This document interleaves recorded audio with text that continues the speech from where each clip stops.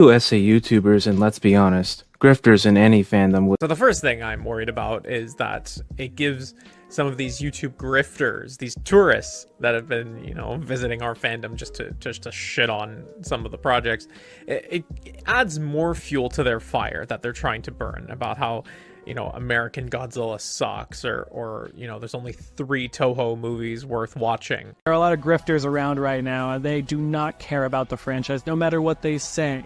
Grifters. YouTube grifters, these tourists. There are a lot of grifters. Grifters. How's it going, everyone? It is Zimzilla99 back once again for ZImcast 173.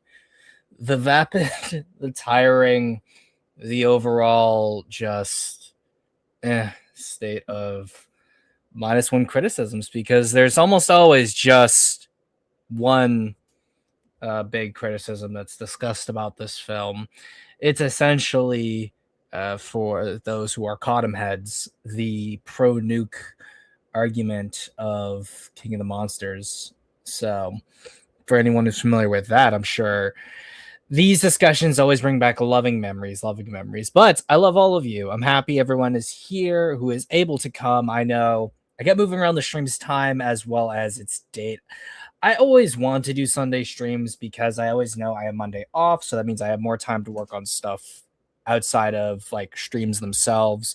But with just the workload and moving back into the holidays, it's gonna probably just mean that time is gonna be more and more dedicated to that, and Sundays are becoming busier and busier, so I'm not able to muster up as much energy. It's not like the old days when I was a young man. But let's say hello to everyone who is here. Martin, how's it going? The one xenomorph, I am Megalod. I need to probably download that as well. Unfortunately, I am backlogged on that as well. I need to grab more and more little media tidbits because those are always fun to show on screen. Speaking of which, if you want to help in that, I'm gonna put in the Discord here across all the places I multi-stream: Facebook, YouTube, and of course Twitch. Shout out to always my one loyal Twitch viewer. Always nice to see you there. The issues that we're seeing here with this video in particular. But before we get to that, might as well get on to the stream submissions, the lovely stream submissions, which I always love showing off, just seeing the marvelous creativity from all the people who joined the server. And starting off from the back to the front, we got a little Anguirus piece here at the moment. Now, I really love the posing here. That's really good. The hashing in the back is also pretty impressive.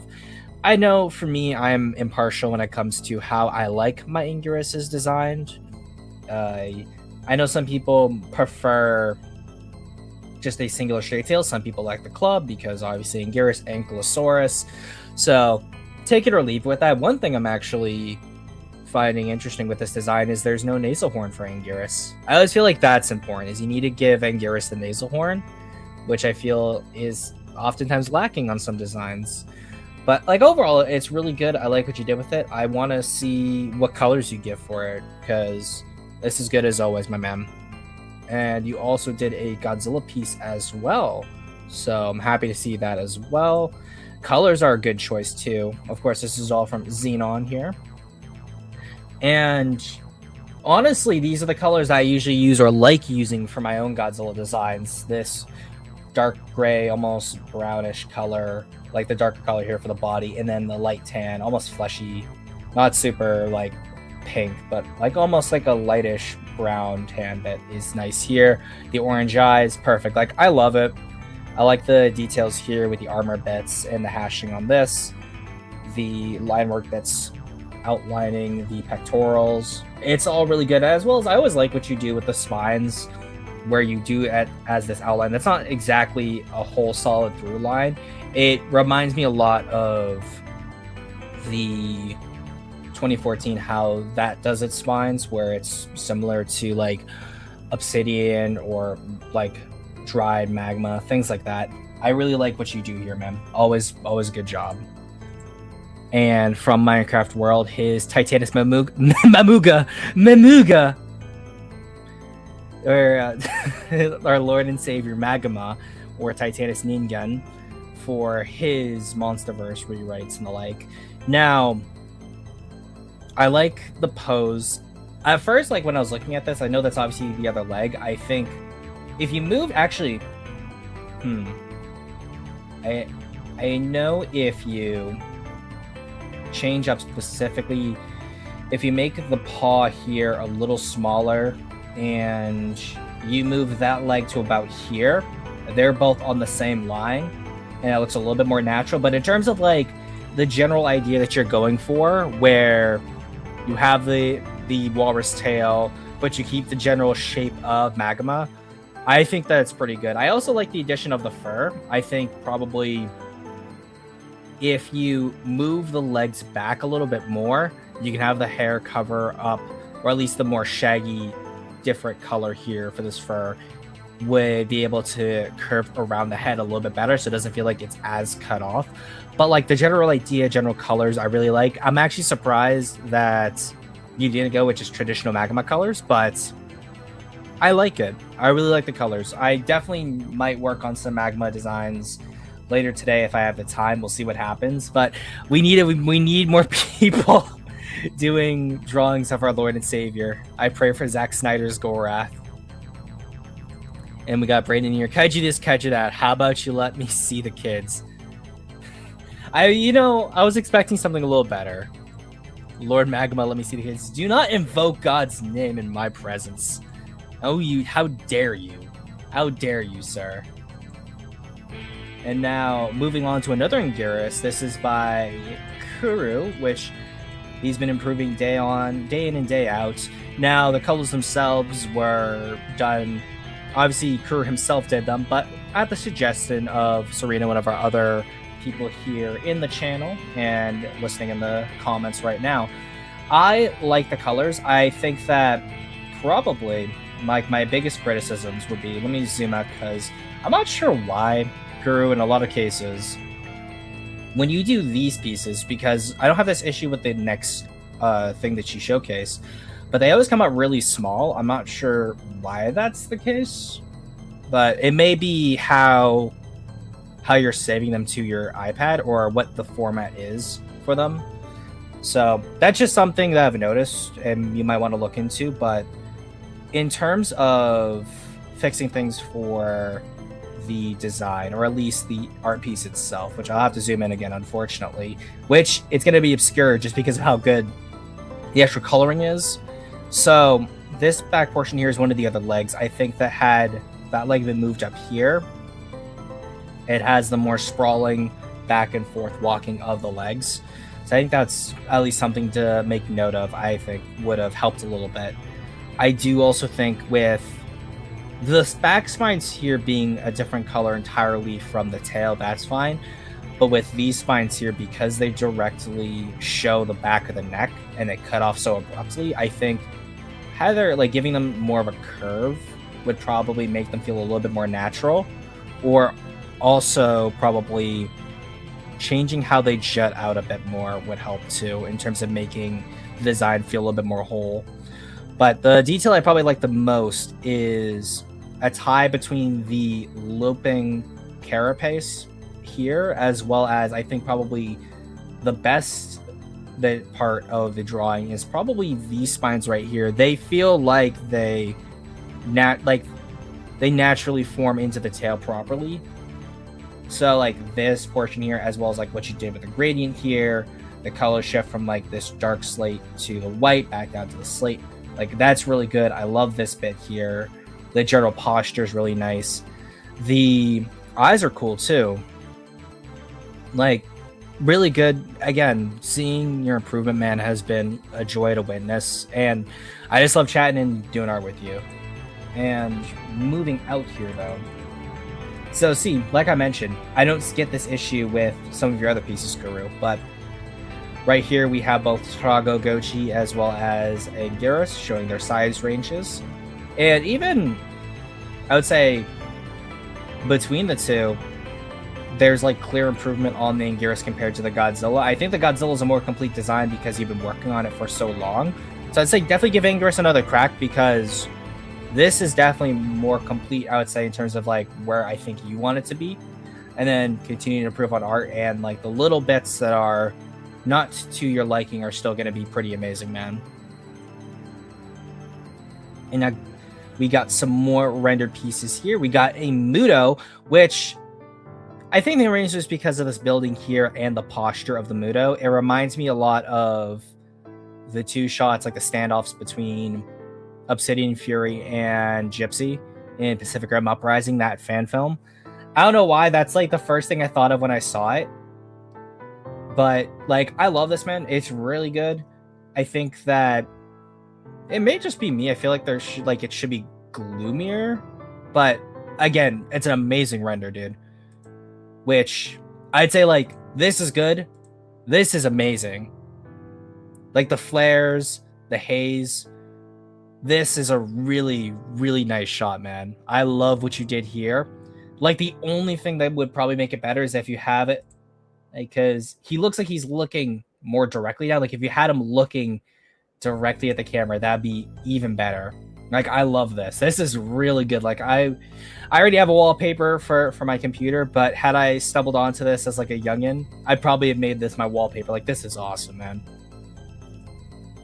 And now we got the Vic, the 98's Clady Lover, with his Pocho figure with a Pocho sticker, where you can also get some Pocho tacos at Pocho's Taco Slapo, now $9.99. But we're seeing like he's done multiple at this point. Congrats to continuing to improve on this little figure, my man. And I'm assuming that either you bought the little Gashbot thing itself, or you're going to be making some as well to ship out to people.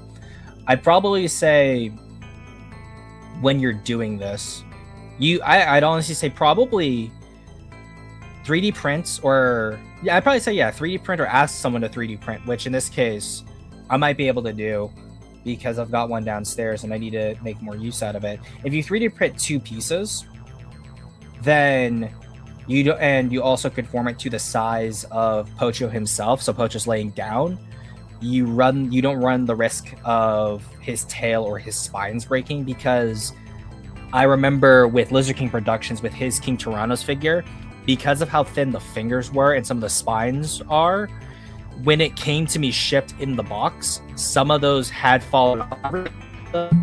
Issue because I just have glue for my Warhammer minis, so that wasn't an issue. But I think that in order to like save the figures and make sure they come to whoever's buying them as pristine condition as possible, I'd recommend probably having someone construct a 3D printed little Gashapon piece to stick the figures in, and then probably getting like some bubble wrap or something else, cotton maybe even, and doing that in order to protect the figures. The figures are cast in urethane rubber, so they won't break easily unless to Terra delivery. Oh, okay, so they're cast in rubber. I thought they were probably done through like filament. So okay, then that's better then. In that case, yeah, that probably saves it too. I do know, however, if they're made out of urethane rubber, heat and things like that can cause them to probably crack, especially if they're getting shipped somewhere, or if they're not secured properly, that could also result in like the tail kind of being like crushed, or like the feet. Probably the feet, I'd say, like, because I'm looking at the feet right now, those are probably the most at risk, along with the spines. But just something to think about, man. Like, I'm super proud of you for all of this. Like, you got a sticker and everything. Like, me, I think too, you should also do, like, my suggestion would be like maybe add some character bits behind all the stickers as you flesh out the universe. But this is awesome to see. Go support Kaiju Not. Subscribe to him if you haven't. Send some money his way so he can keep working on these projects. It's awesome. Okay, that's what I'm thinking, that you had them 3D printed, because King sent you the 3D printed ones that you molded and casted. Gotcha. And now on to the stud himself, Nico. Now he has 2 creatures. He's got XB04 Torrent, which reminds me of, at least the colors remind me of Super COV from Ultraman Gaia, mixed with Kingdra from Pokemon, or Horsey too. Probably Horsey more than Kingdra, or Kingler. Not Kingler. Kingdra and Horsey, yeah. Nicholas Studdington. Yes, Nicholas Studdington. But I love this piece, man. Seahorses, honestly, I feel like are underrated when it comes to using them as references for kaiju. So I'm glad to see someone decided to do it. But I don't know, like, sea monsters are cool. It feels almost Toku like suit-esque without like the addition of like arms, or not, well, arms I guess get for these, but like legs, so you don't really see it walk around as a suit. But like I could see this being fully constructed for an Ultraman project. Like, this is awesome. And I know the pulverizer was something you wanted to do as a more like early Marvel comic style character, which I can see it, but also it kind of makes me think of like someone took Red King, like base Red King, gave him anime eyes and anime hair and an anime leotard, like a schoolgirl leotard, removed his tail, and there you go. But yeah, I can see the influences of like early Marvel comics on this character too. And we've also got Intestine Inspector, the man himself, doing some Morticulus, a new drawn piece here, which I feel like you've improved a bit on where the arms are placed. The hands, the feet are bigger, which I like. The tail is still awesome as always. Like the gradient from the really bright red to this dark red and then to the full black, that's awesome, man. Need more horror kaiju, and I want to see you do something similar to this with the Transform that we showcased last time. And yeah, like, you've been improving a whole lot, so that's awesome to see. And we'll be ending it off with two pieces here from Serena of Queen Ghidorah design. Very Avatar inspired here, especially with the face. That's how you can always tell. That's how you can always tell it's a Serena Ghidorah. I'll have to do that as a meme. It's like the the Native American Serena's been here. How can you tell Avatar face Ghidorah?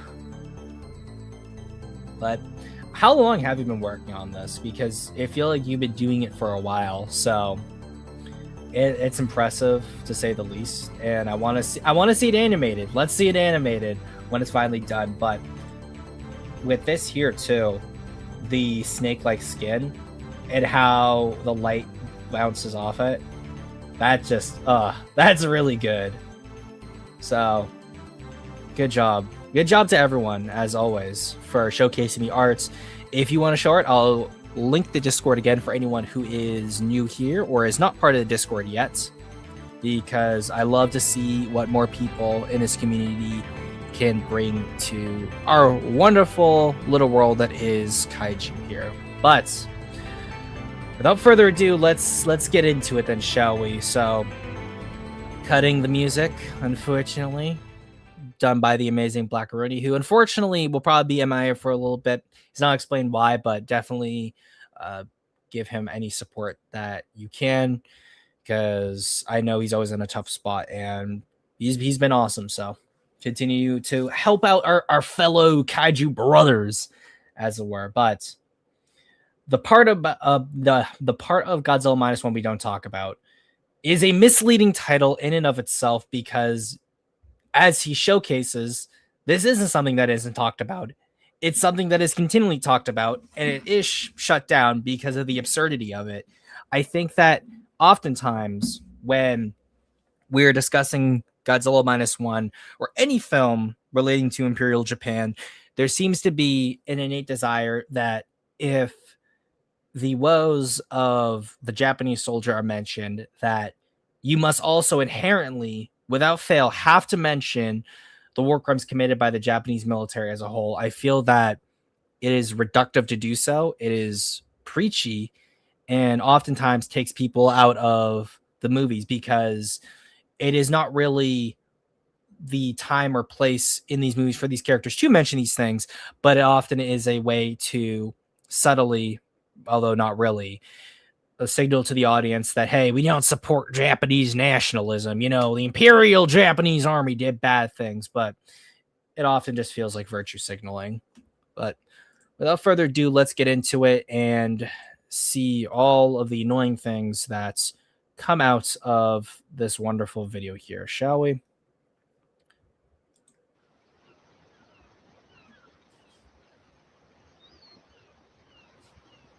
いいんじゃないですか。あんたみたいなのがいたって。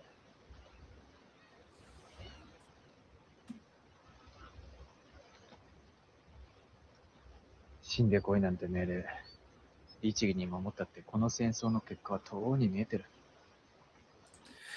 I want to stop right away, only because I fear that I might end up getting my nuts chopped off when it comes to copyright claims, but maybe not, because I know this video was re-uploaded because it had gotten copyright claims. So I think a lot of the more egregious elements are removed and the black and white serves nicely, but still, regardless, I do want to pull up a quote. This is from the Ashura Honda A Life in Film, which is by Rifle and Gotcheski, where Honda sort of talks about his time in the military and the sentiment of a lot of soldiers in the military at this time. Although this is obviously post-war, but Honda was stationed in China during World War II. And oftentimes when we're talking about war crimes in relation to Japan, it is in reference to specifically what was going on in Korea and China, and not really by any war crimes happening to U.S. soldiers for one reason or another. You can make of that what you will. But what Honda mentions here is, it's on page 27 of the book. There were many, and in quotes, soldiers who hated war, Honda later wrote. I was one of them, but I kept my thoughts deep inside my chest, to myself, and every time I received an, in quotes, draft notice, I convinced myself that I was not going to die. Why should that stupid red piece of paper decide the freedom or lives of individuals? Why couldn't I just rip this paper to shreds? And he's also gone on to say, why must we kill one another? And I want to also mention another point here where he also lambasts superior officers and just their general treatment of not only prisoners of war, civilians, but also those underneath him. This is actually a common quote that people have used before. I know Big Action Bill used it in his Godzilla 54 video, which unfortunately the visuals are gone, but you can still listen to it. It says, Honda recorded the madness in his journals. My superior officer killed a young Korean today with his bayonet. He once wrote. Another entry read, I am trying to adjust to the environment around me, but if you are a normal person in this place, you'd either kill yourself or go insane. And he hated the way superiors shouted at their subordinates, and especially how they struck them as punishment. I could not agree with that at all. I tried to avoid getting hit as much as possible. I myself never struck anyone. And he also just talks about just general time in the military. But I wanted to bring those two up mainly because they're both within page of each other. The last stuff I read was on page 29. But I think that we tend to forget that at the time when Japan had moved into China and for much of the war, Japan's army was mostly that of conscription, meaning that you were drafted up to fight for the imperial Japanese military. You weren't choosing to sign up, which is what a lot of the officer corps who would, like Honda mentions, be talked down to and haze their soldiers in committing the acts that they did. And I think what is notable about Godzilla -1 is the fact that you do not see many high-ranking military officers in the movie. It is mostly lower-ranking enlisted folk who have been forced into the war and are now coming back to the war-torn country in order to rebuild it up. And I think that a speech that is mentioned later on in this video is a reference to those kinds of people. And I will get into it as we go along, but I think at least setting the stage to give some context to not only what is going on at the time in Japan, but also from the words of someone who was in the army at the time, but also one of the most influential people when it comes to Godzilla, Ishiro Honda himself. But I know Kura mentioned, you going to go 2 times speed or not? We'll go to 1.5 times speed so I can give the devil its due, I guess.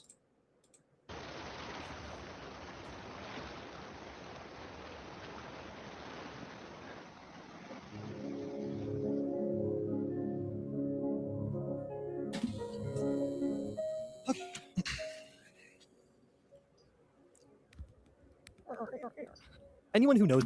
Okay. I'm gonna stop it here only because like I hate stupid outtakes like this.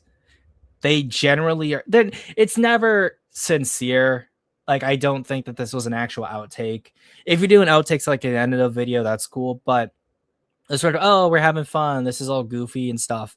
After showcasing like a profound line like that, or trying to set the stage, it just sort of kills momentum for me personally, and it just feels forced. It feels staged. I don't like it.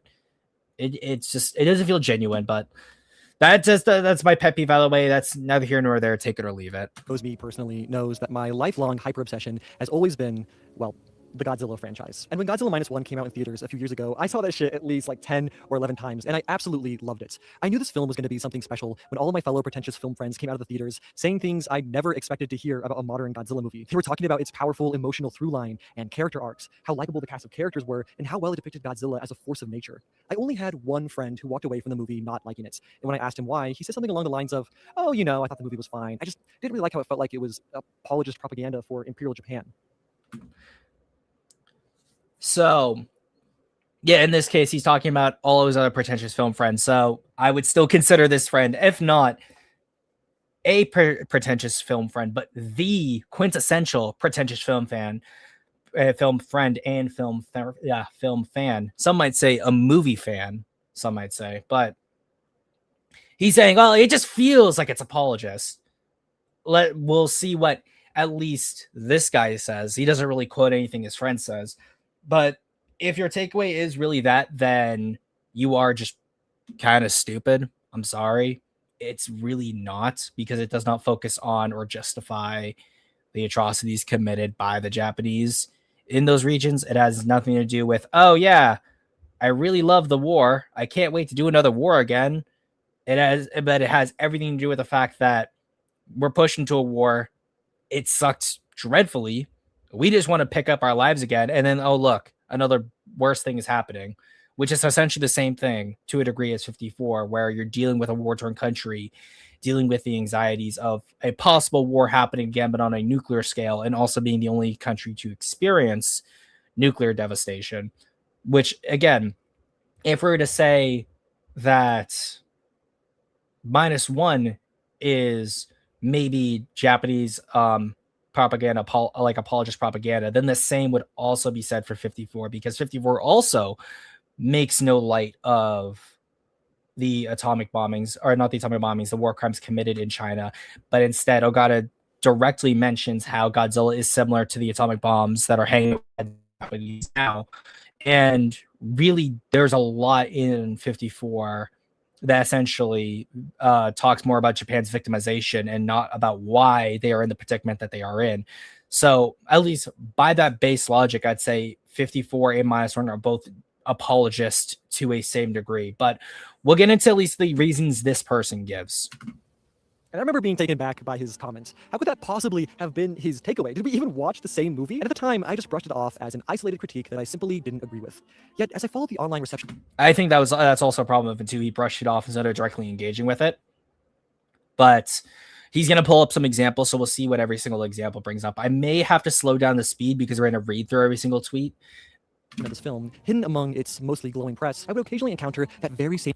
Oh, yeah, so I might have to slow it down. Well, let me do it one more time. If that doesn't work, we'll go down to it. We'll change speeds. Yet, as I followed the online reception of this film, hidden among its mostly glowing press, I would... Godzilla Minus One is held back by misguided and troubling nostalgia. Takashi Yamazaki's worst tendencies as a writer director undercut a great initial concept. I feel like we've gone through that article before. I want to see if I can find it again. Right on time. Since he said right on time. JDFEA, how's it going? How's it going? King of Slop. TLDR, it's really stupid. Of course it's really stupid. And see, this is one of the reasons why I also wanted to move this back, because it gave me more time to look up things, which I meant doing, like getting the Honda book, going through the original Godzilla novella, but then also I wanted to rewatch a movie that he mentions here again, just to feel like it wasn't just my initial thoughts, but also looking at it a little bit more critically. But I feel like that wasn't the case, and he still gets a lot of information wrong, or at least omits stuff from the movie that he'll be mentioning, which for those who are wondering, it's the Great War of Archimedes, which is currently free on YouTube right now. So like I highly recommend, because of this video, to go watch the Great War of Archimedes. Also, actually, let me stop sharing it right here. And we're going to share this. There we go. Perfect. So I love the first thing comes up is this, and then Reddit, of course, r/Godzilla. Godzilla 1 is not a conservative movie. Let's just look at this first. Godzilla -1 is not a conservative movie. Is my favorite film of all time because not only did the story of Koichi Shikishima help me value my own life and who I am as a person, but a lot of its anti-imperialist themes about how to act responsibly after a broken system really resonate with me, and that's why it kind of bugs me to see some of the criticism about the politics of the film. I've seen criticisms that the movie is conservative, endorses Japanese rearmament, and nationalistics in a problematic way. I don't think any of those points are true at all, because the values of the Japanese citizens and the way they act during the civilian volunteer effort, in my opinion, undercuts any sort of conservative reading of the movie. So, what I think, in my opinion, overall, when you hear someone say X is not conservative, what they don't really mean, oh, it's not a imperialist or traditionalist in a Japanese sense. What they really just mean is conservative from a Western perspective, and they're trying to just be like, no, the chuds can't have this. It's really stupid, and I think that the idea that, oh, it's not conservative, well, in a lot of ways, this is it is conservative in some ways, if we were to argue it from a certain point of view. But let's just get into the examples he provides.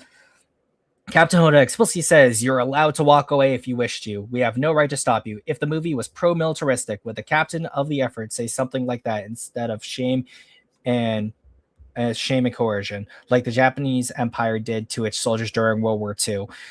Considering the fact that Japan was allied with the West prior to the events of World War II and their growing nationalism, wouldn't the return of a more peaceful, cooperative Japan be a return to its tradition in that case? Like the whole idea of like what does he mean by conserve? Like technically, Hoda is being conservative in the sense that he understands the limits of his authority in this situation and is allowing them the choice to do so, giving them their autonomy instead of using the arm of the government to force them into a position, which is also neither like conservative or liberal, really. When the Japanese civilians are loading up the Watasumi destroyers and their faces are bright and beaming, it's explicitly said that they are not happy. They are not happy in a war fever, ready for battle sense, but happy in the sense that they are finally able to make a real difference for the first time in a long time. That still wouldn't explicitly be conservative. I think what the person here is doing is conflating conservatism with militarism, or like conservatism with warmongering, which if you're trying to conserve the resources of your nations, then staying neutral and out of a war is probably the best thing to do instead of getting involved. So again, what does he mean by conservative? I think he's conflating a lot of terms. If the movie endorses Japanese rearmament, then why does the movie explicitly critique Japanese militaristic ideology during World War II about carelessly throwing lives away in the name of futile cause? We'll get to that because that's something the person in the video here mentions. Omniviewer, welcome. I think it's notable not only what he talks about, but what he doesn't talk about. Oh, indeed. That is very true. If the Watasumi mission acts as a sort of emotional redemption fantasy, as I've actually seen it called once for Japan during World War II, then why does the movie frame the civilians as being ashamed that they lost the war in a now our country is in ruins because we lost the war sense? Instead of a revenge-seeking aggressive, we will rise again and defend our divine military way. I think in some ways the response that would be like, well, they still get to kill Godzilla, who's like a symbol for America, because oftentimes people conflate Godzilla being mutated by weapons being tested by America to also mean Godzilla is therefore an allegory for America. So if that's the idea that they're running with, and as a result, Godzilla does stand in for America, or at least Western powers, and them overpowering Godzilla through the efforts of a near quote unquote kamikaze would still be them celebrating or getting their win in or getting their get back against America. But yeah, you like really have to tie yourselves into knots to say the film is apologist, at least from the examples given. But then I don't know what this man means when he says conservative at all. Godzilla Minus One does not at all drift into the territory that it critiques because it centers refusal of ideology. I think that's just worded wrong, because it centers refusal of ideology as Shikishima's redemption instead of sacrifice. It denormalizes command. No unquestioned authority is present in the narrative. It frames success as cognitive. Or no, not cognitive. It frames success as contingent. Everyone in the civilian effort is allowed to leave if they wish, and it treats survival as a moral victory instead of shame. Again, I don't know what this means by quote-unquote conservative. Lastly, I'm not trying to provoke any heated discussions here. This is just my own opinion, and I'm welcome to all opinions. If you disagree, that's totally okay. What is this movie and article? So this isn't the article itself. This is the article, which I feel like we cover once on another video. But when I was looking up trying to find the article itself, the first thing I found is Godzilla Minus One is not a conservative movie.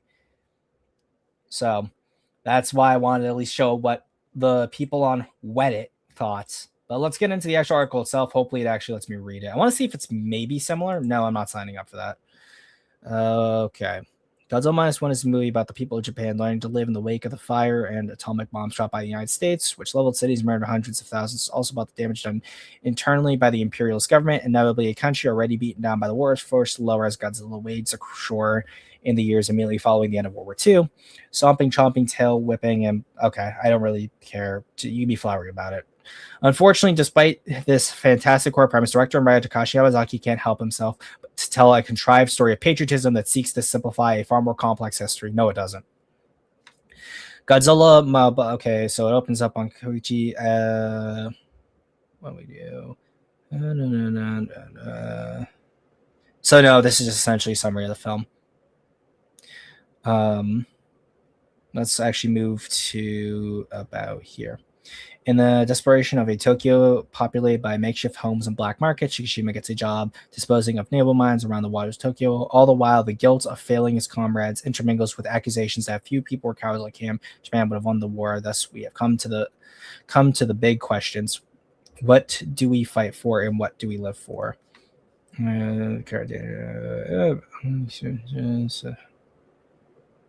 Okay, so this is all good. So yay, civilians, blah blah blah. Godzilla Minus One is deeply nostalgic for the original. This is apparent in the opening, as astute fans might notice that Odo Island is also where an early portion of the first movie takes place. There, too, the villagers speak of a monster who rises from the sea, Gojira. In the original, this is also where we first see the Big G. Okay. Is there a problem with that? Considering the fact that almost every major continuity at this point is mentioned Odo Island to one degree or another, so it's nostalgic cool. How's that a problem? Both films tie in concern for the effects of Godzilla upon sea life via the displacement of fish. The original unintentionally affects the real world events of a Japanese fishing vessel being hit with radioactive fallout from the US, testing an atomic weapon at a Bikini Atoll. No, that's not unintentional. They Kayama wanted to be more explicit with references to the Lucky Dragon. So I'm not sure how you get unintentional from it, since it's heavily documented in the Godzilla novella that was the case. Hey, how's it going, man? Good to see you. I did notice that you've been changing up a lot of your stuff, so hey, I'm proud of you, man. People throw right-winger and other labels around like that for their own narrative. Oh, no, exactly. So, Shikishima Naruko adopt Orphan as Ogata and Himiko do in the original. Well, no, Ogata didn't adopt Shinkichi because Ogata wasn't part of the family, and Emiko, not Himiko. And it was Dr. Yamane that adopted Shinkichi, not these two. So that's not even a direct parallel either. So this is just wrong. Upon the discovery of Godzilla, both movies debate the value of making its existence public. During Godzilla's first landfall in the original, he chows down on a train car. That's okay, sure. There's similar scenes. You know what other film has Godzilla grabbing a train car? Godzilla 84.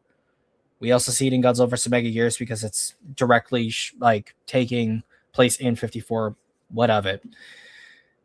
The same thing happens in -1. In the 1954 Godzilla's Big Rampage takes place through Ginza, decimating the iconic Wakao building and its clock tower. -1. Yes, okay, cool.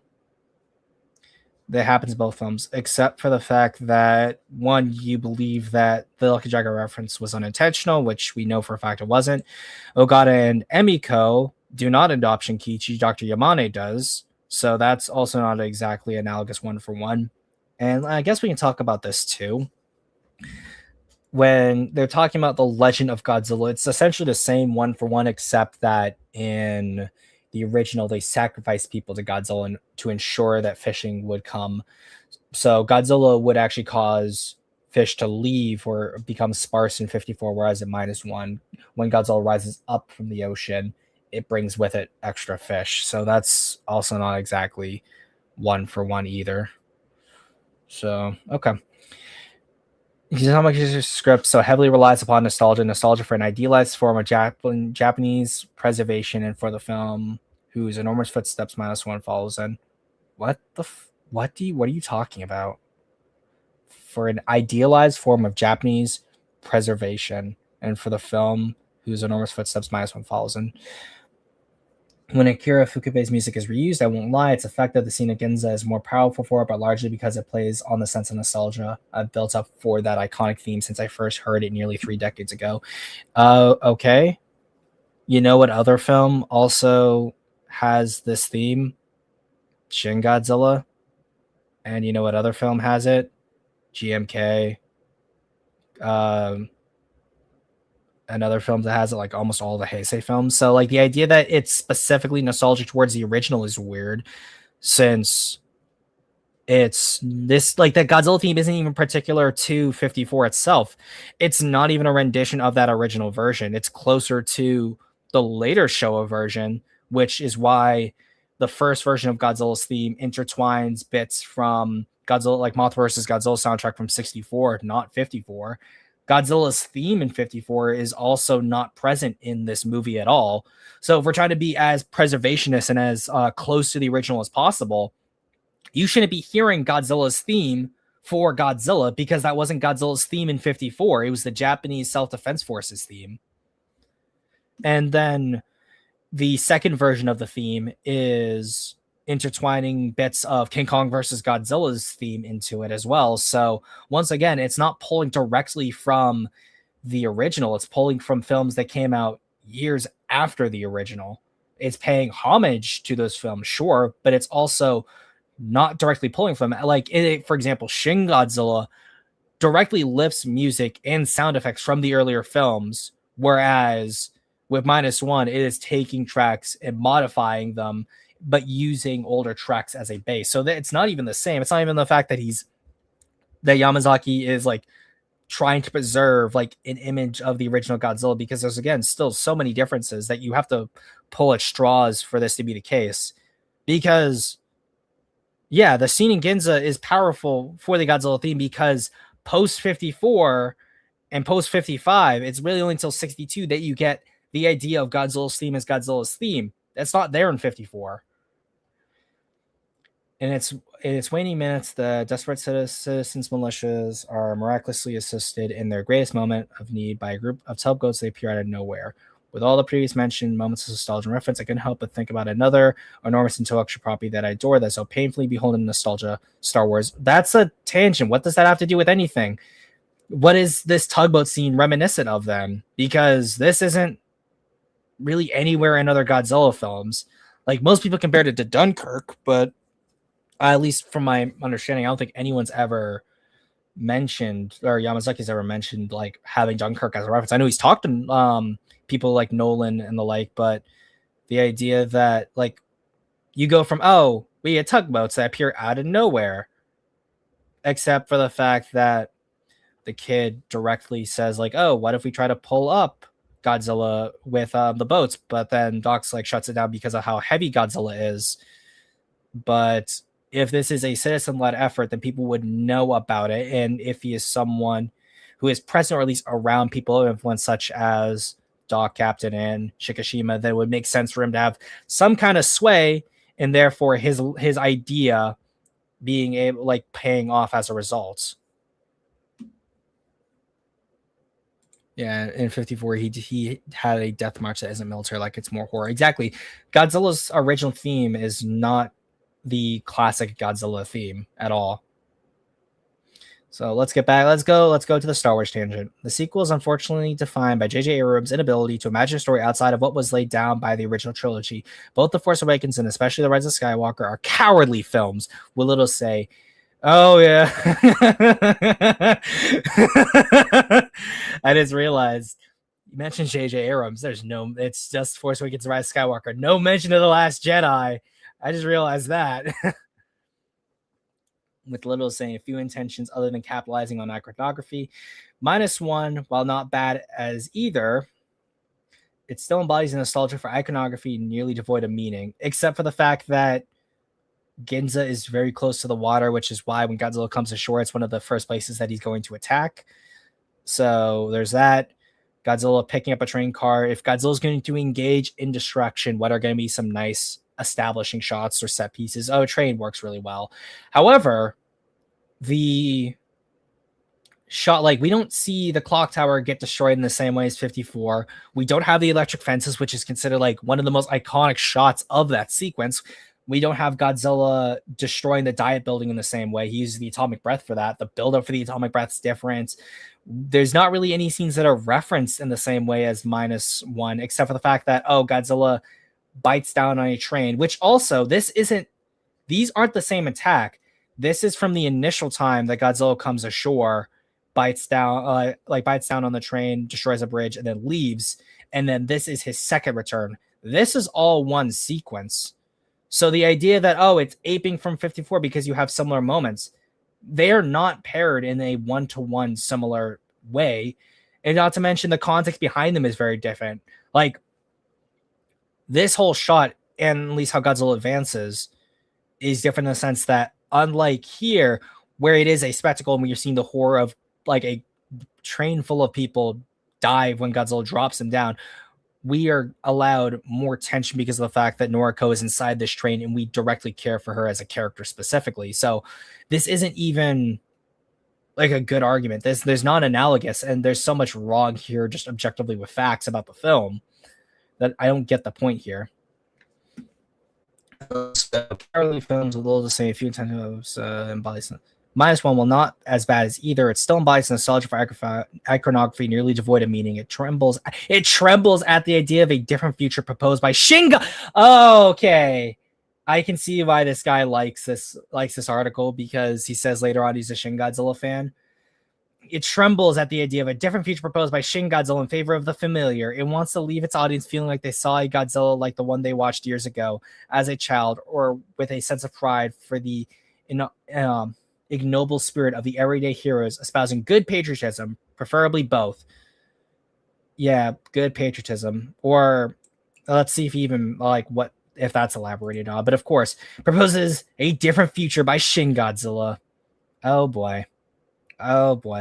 Except for the fact that, Shin Godzilla directly lifts Showa Godzilla's roar, Heisei Godzilla's roar, destroy his beam effects, takes the idea of evolution from characters like Hedorah and Destroya, also has 54's roar as well, and most of his music is directly poached from other works, such as like other Showa films or Evangelion. So the idea that -1 is baked in with nostalgia, whereas Shin Godzilla is wholesale lifting sound effects, music, and ideas from other films, is laughable.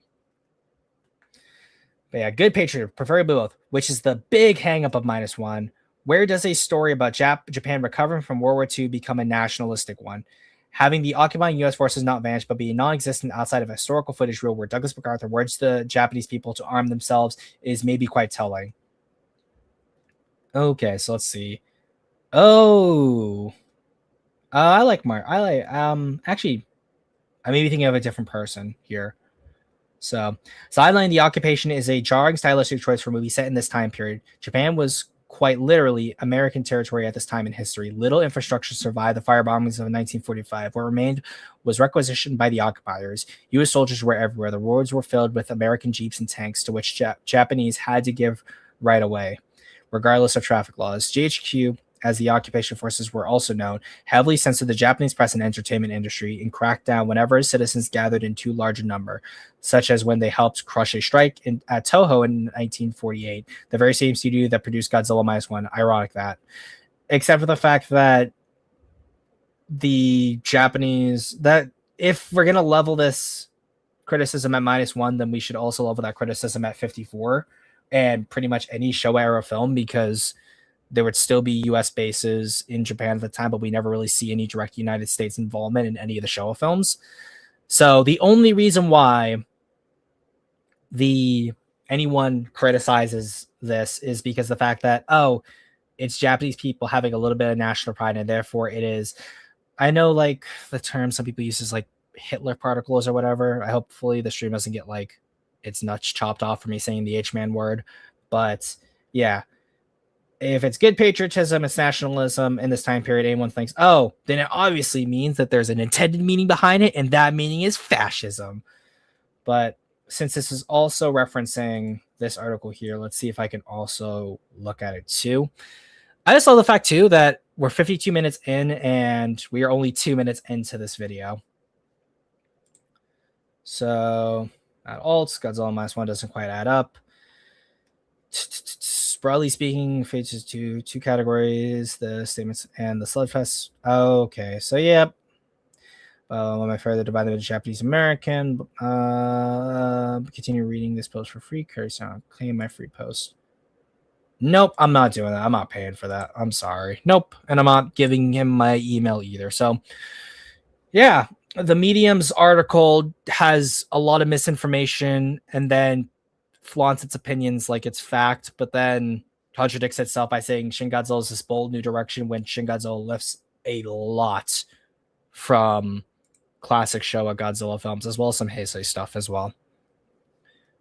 But I know I might have to pause again because we're going to start reading the posts that he's going to showcase. Occasionally encounter that very same creature.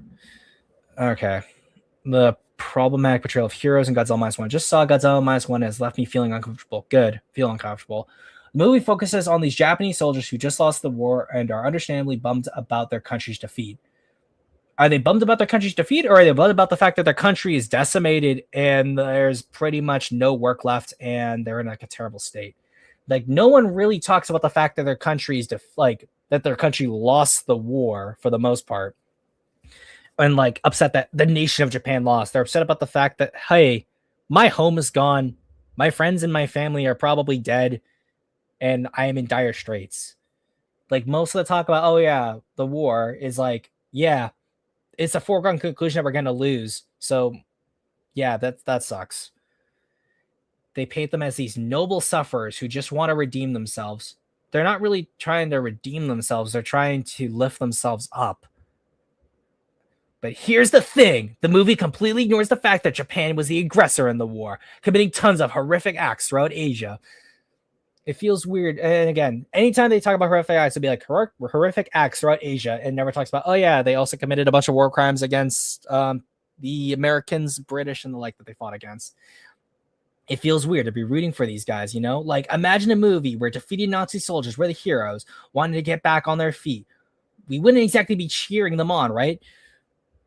Except for the fact that Japan was mostly a conscripted army, so these people didn't really have much of a choice and were subjected to brutal conditions. Yeah, if they just want to go home and live their lives after a nation forced them into a war, yeah, I'd kind of have some sympathy for them in this case. I get that defeat is a tough pill to swallow, especially for a proud nation like Japan, but shouldn't the movie acknowledge the war crimes of an imperial power? No, it doesn't need to. Because it's not talking about, it's not even showcasing, oh, these guys came back from war that they love to fight and kill people. Like, Shikishima directly states that he had done simulations but never saw any real combat. So he never actually fought against the Americans, and he never fought against the Chinese because he's in the Pacific. Not to mention the fact that most of the people there are Navy personnel, which unless they're Navy personnel who were assigned to China and like that area of the waters there, they're probably just fighting the United States and not doing things to China or Korea and stuff like that. Of course, that's like a bit of a stretch, but like the whole idea that, oh yeah, those guys over there did things in Asia, so therefore I can't root for you specifically. Yeah, the war's over. They can go back to their homes and stuff like that. The Imperial Japanese government is not forcing them into another war, and that's kind of a big impetus of the movie, is that these people, despite being soldiers and part of the greater Japanese army that did horrible things, they hated the conditions they were put into and probably did not want to be in there in the first place. And we have a lot of information about the rank and file from people like Honda who did not want to be there and did not like the idea of war. Critique that my friend had. That Godzilla I might have to. I think I can read it, but it's just going to be a little hard. I'm also going to have to move the mic a bit. No, Godzilla Minus One is a fairly conservative film, and I want you to recognize that. Oh, it's a response to the Reddit one. Okay, it's a response to this. Okay, perfect. This post is a response to a post made on this subreddit. I originally intended to write it as a comment, but it became too long, so I had no choice to publish it as my own post. Before I begin, I am Korean, and I believe that the original poster and many Westerns, especially Americans, I think are missing a lot when they look at this film. I am not as critical of Japan's past colonial rule as many other Koreans are, but as a Korean, I could speak about the parts that ordinary Western viewers tend to miss, and I hope many ordinary Western users of this subreddit will listen to what they may have overlooked while watching the movie. In broader terms, the story of Godzilla Minus One is about defeated Japanese people facing an overwhelmingly powerful fictional enemy called Godzilla, struggling under the constraints imposed on Japan because of its defeat, and eventually realizing that they can still stand up to this powerful enemy and discovering that hope still remains for them. It is a story about a defeated nation regaining hope. The original post also points to this.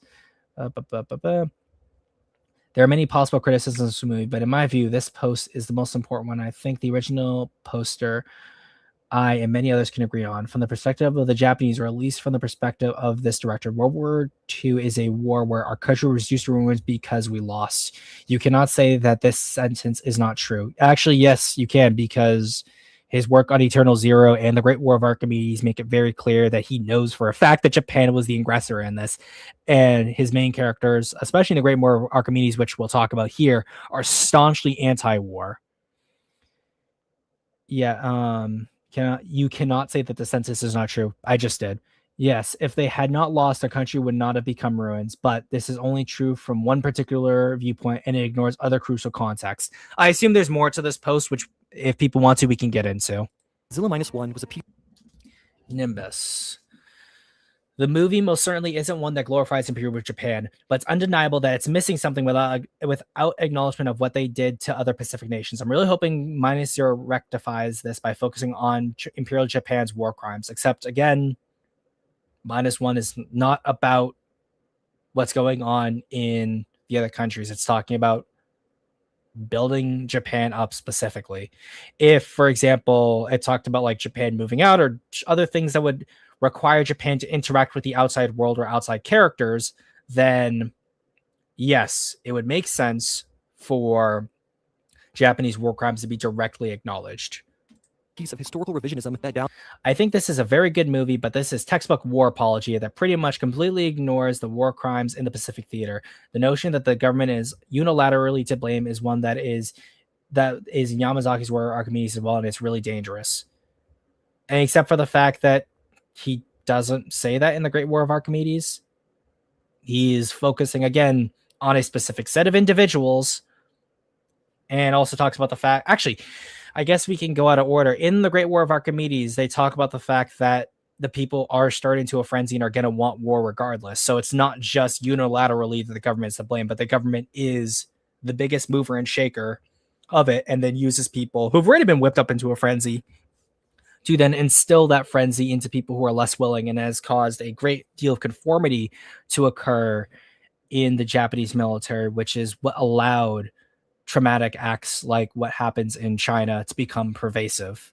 So yeah, this is again not war apologia, because if you have a proper understanding of what's going on in the war, and you also take the film for what it is specifically talking about the post-war period and not about what's going on in like the rest of the world. Downplay the nation's various war crimes. Once again, I dismiss these criticisms as being unfounded and antithetical to the very thesis of the movie. Yet, as time went on, and I really sat with some of these talking points and compared them to my own personal critiques of the movie that I had, I started to think that there might be more to this idea than I initially thought. Now, before people rip me to shreds in the comments, I want to make it very clear that I really do love this movie, and I'm not arguing that I could not care less if he likes this movie, because his like or dislike has nothing to do with the points being raised. So I always hate it when people like, before anyone like tears me apart, I love this movie. No one loves it more than me. So do not post hate comments in the Christian comment section of the video, please.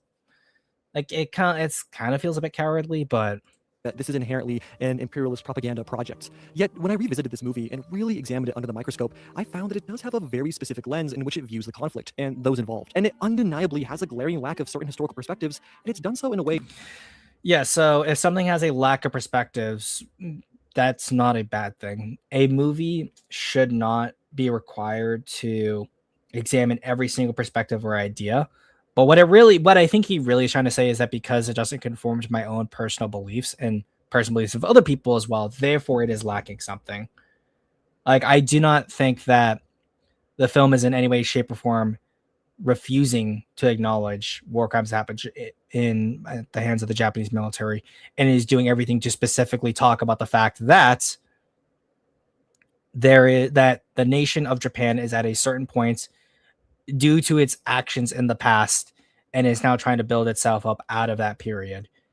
Being like, oh, hey, did you know that like Japan killed like a lot of innocent people?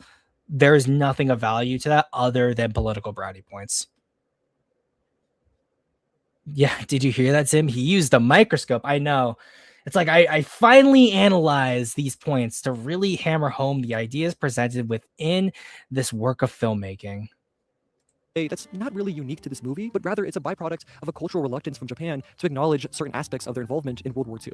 So, in this video, I want to examine Yamazaki's previous work and the actual contents of Godzilla Minus One, and how this controversy connects to some of my own personal issues I have with this movie, despite loving it overall. And hopefully by the end of this video, we can land on a satisfying and nuanced answer on the question of whether or not Godzilla Minus One is imperial fascist propaganda. I just want to go back right here real quick. Some of my own personal issues I have with this movie, despite loving it overall. And hopefully by the end of this video, we can land on a satisfying and nuanced answer.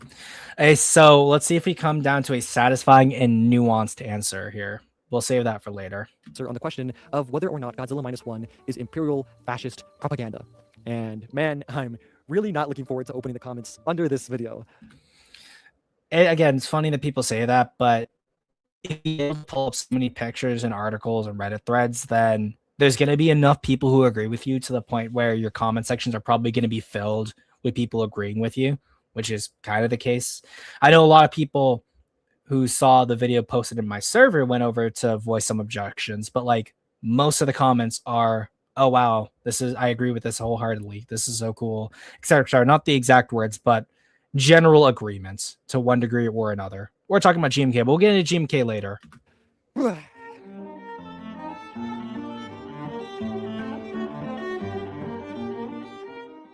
One of the resources that was really helpful throughout my research for this video was the book The Rape of Nanking, written by Irish Chang. This book was pretty groundbreaking for the time. It provided a comprehensive and digestible summary of the mass murder that occurred in Nanking, and also in how it detailed the historical context leading up to this event, and how the Society of Imperial Japan created the perfect breeding ground for this to happen. The invasion of Nanking only lasted 6 weeks, but during that time, the highest estimates put the death toll around 350,000. Irish Chang highlights the incomprehensible acts of barbarism that occurred during the attack. When I watched this for the first time, I noticed he seemed to make his own Mott and Bailey fallacy. At least that's how it came across. Yeah, it's interesting that you say that, because I feel like he's also going to make a Mott and Bailey at the end. I'll see if we both believe that that the comments I think he mentions are the same Mott and Bailey, because it's interesting that you mentioned that.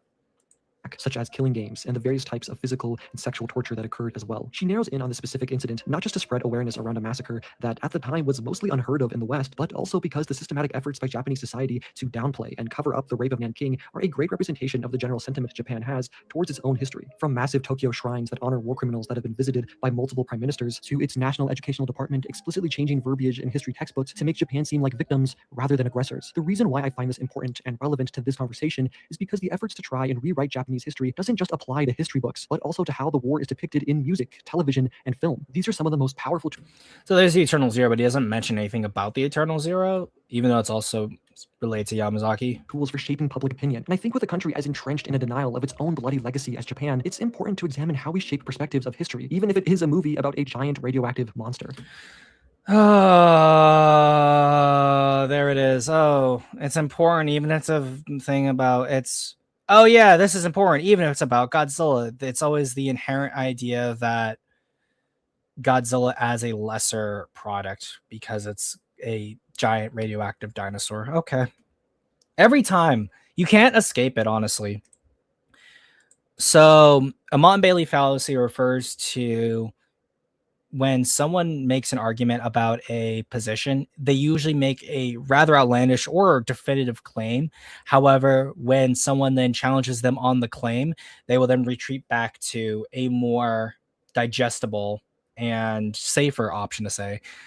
I guess like one of these examples is like, let me just pull up. Let's just make a hypothetical example where it's like, if someone says all X is bad, or like X is X is bad. Actually, is a better way. If you say X is bad, then someone says, well, due to reasonings X, Y, and Z, this statement is false. The then person resorts back to, oh, well, I'm not saying all X is bad. I'm just saying some X's are bad. It's usually once there is a large amount of like support as well as flair and pomp that you can get out of a more outlandish claim, but oftentimes they are not easily defended, and because of that you have to retreat back to your more defensible claim because you realize that you want to get the reaction of the crazier claim but want the security of the easier claim.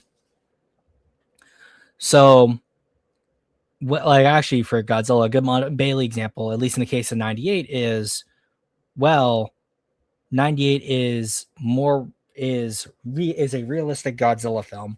If you say, well, Godzilla is way too big, like Godzilla is way too slender for his size, so if we're still applying the square cube law, Godzilla 98 is even less practical as a giant creature.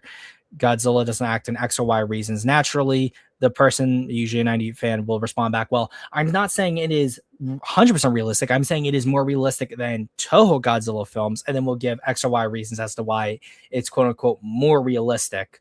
So that's like an example of like a Montbailey, at least in the Godzilla sense. But Zim, don't you get it? Government bad. Of course, government bad. And we need to be force-fed of how bad government is because we have the intelligence of a hand. Yeah. So where does Takashi Yamazaki fall on this spectrum of cultural beliefs? And why were people posting their concerns of his so-called nationalistic tendencies when he was announced as the writer and director of Godzilla -1?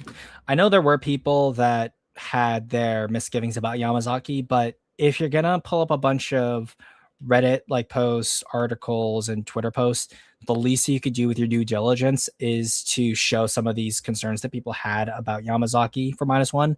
I also think it's interesting that he mentions the book The Rape of Nanking, but doesn't actually quote anything from the book, almost like it's a prop. Like, honestly, if anyone in my server or friend group wants a copy, just let me know and I can grab one from my store. Like, I'll gladly do that. And if anything, if we want to ever do like a larger, like multi-hour long stream talking about this with like a group of people and have like a reading list to go over, I'd be more than willing to help supply those books for people.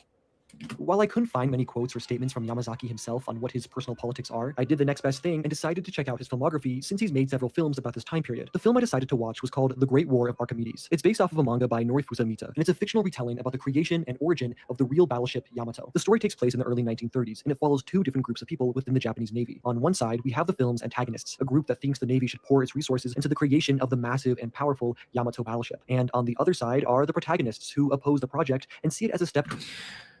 Are they really the protagonists? Because throughout the film, this is obviously Admiral Yamamoto. We don't really follow them all that much. Most of the film is spent with Kai, the ensign, and I forget the girl's name. Let me go to my notes.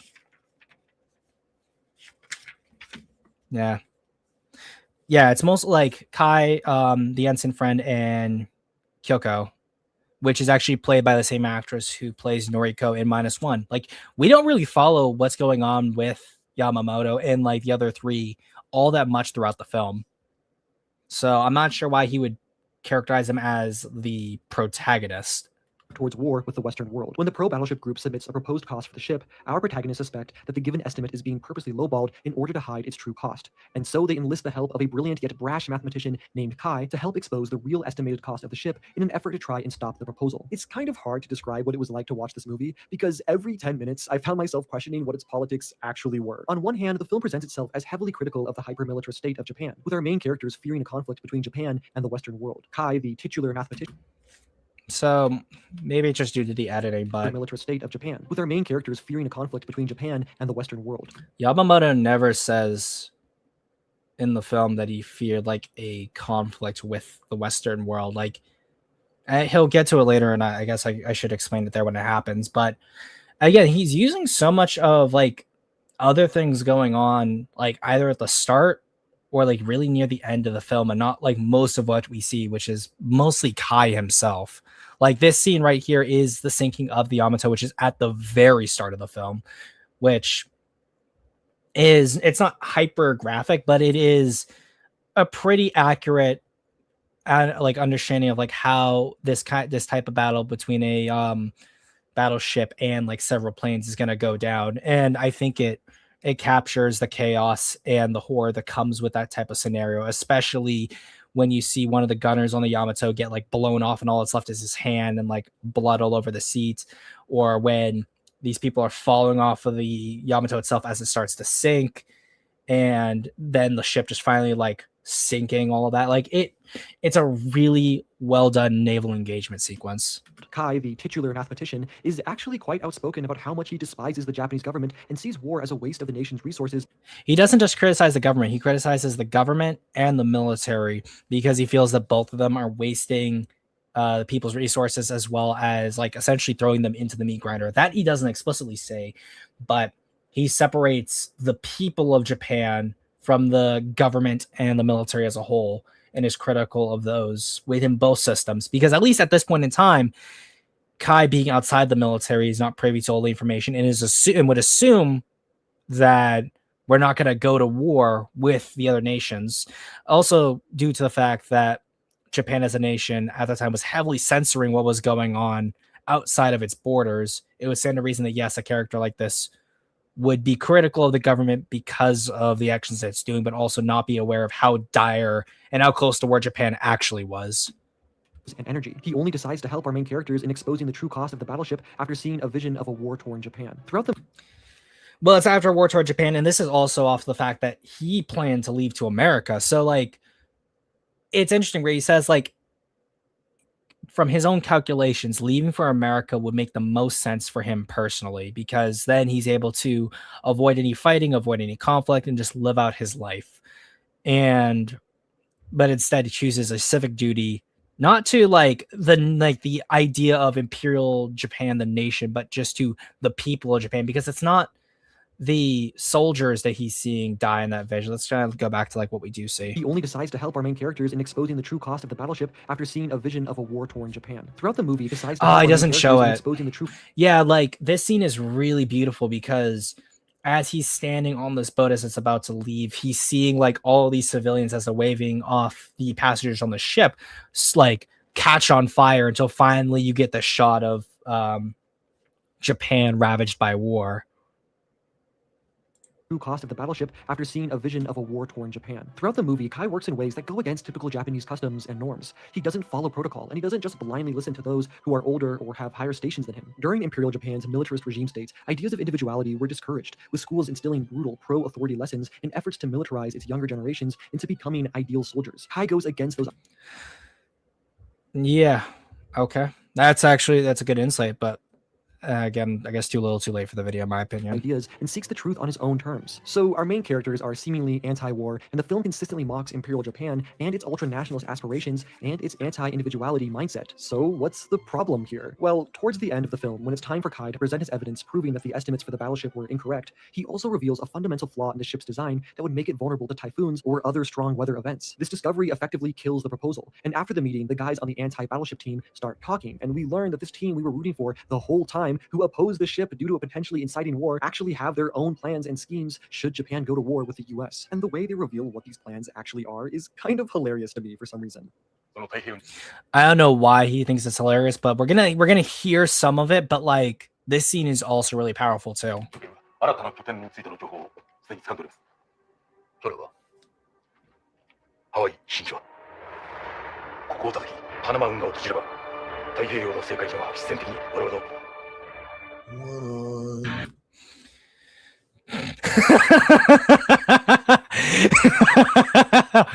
If someone's able to, we should try to make that a meme for the channel. But yeah, like, it's obviously muted because of like the fair use and the copyright claims and all that. But no, how it's presented is really sinister. Like, that music crescendo is not in any way, shape, or form like heroic. It is really like dastardly with how they present Yamamoto talking about this. And at least this character right here, like, sort of questions Yamamoto. He's like, I thought you were anti-war. And Yamamoto's response was, yes, if we can get away without one. So even to like other people within the Japanese military, it's clear that not everyone was on the same page as to like what was going to happen. And it's not framed as like this victory or like this crowning achievement. It's framed as a very sinister action. And this is the full quote itself. Again, same character here, but he literally says, like, you sound like a militarist.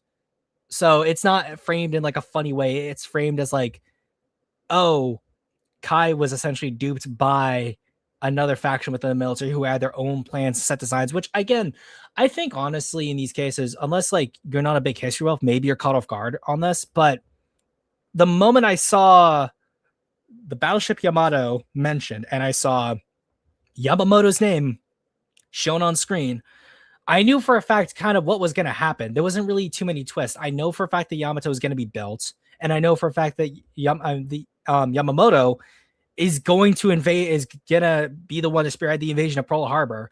So like the twist, like I never was rooting for Yamamoto to begin with because I already knew the history. And I think like almost anyone who has an interest in these kinds of films is going to probably know that one way or another. Maybe I am naive in assuming that people are going to know who Yamamoto is, even though people love to talk about things and that come from World War II with a lot of assurance about themselves. But like, no, it's not a twist at all. Like, I know, like, by the end of the film, I already know Yamamoto is probably going to propose the idea of Pearl Harbor one way or another. Now, surprisingly, I didn't actually hate this moment. I actually really like the twist that the people we've assumed to be moderates the entire time were secretly raging militarists who just wanted to pursue a different approach to potential conflict. It not only made their characters more interesting, but it also puts forward some very intriguing ideas about how even so-called moderates at the time. But it's also weird, too, with his language, where he casts all three of those people, which, again, it's only these two characters here in that scene, as all militarists, except the one guy's literally like, wait, I thought you were anti-war. Dude, you sound like a militarist. What is going on here? And is surprised by the fact that Yamamoto's like, yeah, we're going to go attack Pearl Harbor now.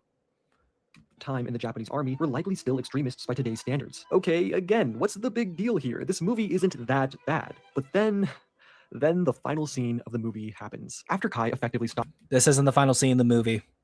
the battleship proposal, he's later invited to a warehouse by the battleship's chief advocate, Hirayama, who shows him a large replica model of the ship. He then asks Kai to help him fix the ship's design flaws so that it could successfully be proposed and built. Kai initially refuses this offer, stating that the construction of such a ship would lead Japan into war. And not just that, but he also says that we cannot, that you specifically to Hirayama, that you cannot create this monster and that doing it would be like a curse on Japan as well.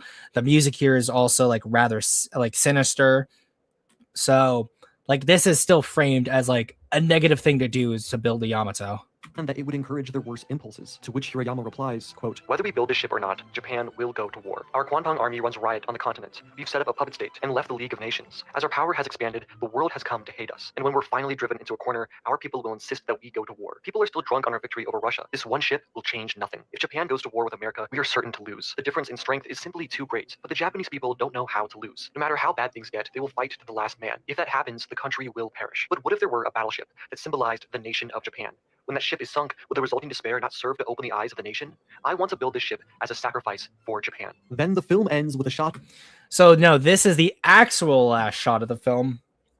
And again, more context is being left out here. So Kai is still reluctant to give up his plans, like his reformatting of the Yamato's design, because he never gave it to Hirayama. And it's like to see where like Hirayama, it's framed like he's almost tempting Kai to the dark side and trying to be like, oh, like remember your pride in the nation. We're gonna go to war. We're gonna lose. So like you want to do something to minimize the damage, right? And Kai is like almost driven to tears at this point. And then we cut to black, and then you have Yamamoto going down the line of these officers who are all saluting him, and you have Kai there who's saluting him as well, but like dead eyes Yamamoto as he passes. And after Yamamoto passes him, he's still dead-eyeing Yamamoto because he realizes that he decided to join because he did not want to see Japan go to war. And I bet to some degree or another that Kai does not know about what's going on in China until Hirayama mentions it. And right before this scene, you have a shot of Kai sort of standing up on a hill, literally crying, and someone's like, "Oh, you're crying," and the guy is like, "Oh, it's like a beautiful ship, like the pride of Japan." And Kai doesn't really directly state like his thoughts on the matter, based on the fact that like he dead eyes Yamamoto and then is seen crying as the ship leaves. I think he's like coming to terms with the fact that like one, he was essentially manipulated into creating a battleship that's going to get a lot of people killed, and he's watching this happen. And already knows for the fact that like the horror that he was having visions of is going to happen regardless. But what he says here about this shot is really weird. And I think once again, it's painted by his own personal politics. Of the newly constructed Yamato battleship literally sailing into the sunset with its imperial flags billowing in the wind as hopeful and heroic music plays in the background. One, the music is not that heroic. This is like a storm. That's not the sunset. The sun's like over there on that side. And he mentions this in a little bit, but like we see what happens to the Yamato. The destruction of the Yamato isn't framed as like a glorious sacrifice. It is framed as this terrifying, horrible event. And Yamazaki directly mentions like how many people died with the destruction of the Yamato.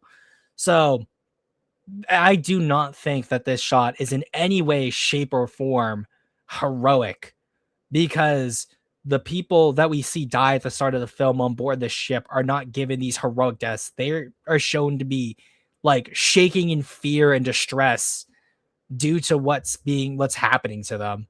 So if this shot is supposed to be like heroic, then there is a major cognitive dissonance with the start of the film, which is essentially in media res, which happens a little bit after this shot here. And I don't think that there's an analogous intent between this final shot and the sequence at the beginning of the film. So I think one, saying this is a sunset is just either outright a lie or a misunderstanding of the scenery. He's trying to say, oh, because the sun's here and this light here, it's the sunset. And again, I wish I could show the music, but I can't because of like the clamps and stuff. So it's just a misunderstanding of the scene entirely from what I can tell. And like you see just that little bit of the music, and that sounds on its own heroic, but in totality, I don't think so. So we all know what's happening here, right? I don't think I need to explain that the real world Yeah, and then he shows the shot right here of Kai dead-eyeing Yamamoto as it happens. This is not the look of a man who's like proud of constructing Yamato to create a sacrifice Japan. That's the let's see. There we go. Like that's the shot of a man who's like extremely bitter at what he had to do and like what is ultimately going to happen now that he has become a part of the military. was not built as this noble sacrificial lamb, but rather it was just another tool for Japan's imperial aspirations. The idea that it was anything but a war machine is pure fantasy. This is such a frustrating movie to watch because it constantly comes close to offering some kind of meaningful perspective towards imperial Japan, yet it always finds a way to pull its punches. Here's the thing too, is that like this story is obviously it's written by Yamazaki, but I am curious how much of the original Great War of Archimedes manga is actually preserved in the story here, because I know there are like places you can add it to the library. Manga Dex has it. I want to see, maybe I have to set up like an account for Manga Dex to add it there, because I would be interesting to see how much of like the ending is different in the manga versus, for example, here in the movie. Official websites. I'm just curious now at this point. I wanted to do this last night, but I didn't get the chance to. Translate, yes. And how many? Nope. So there is about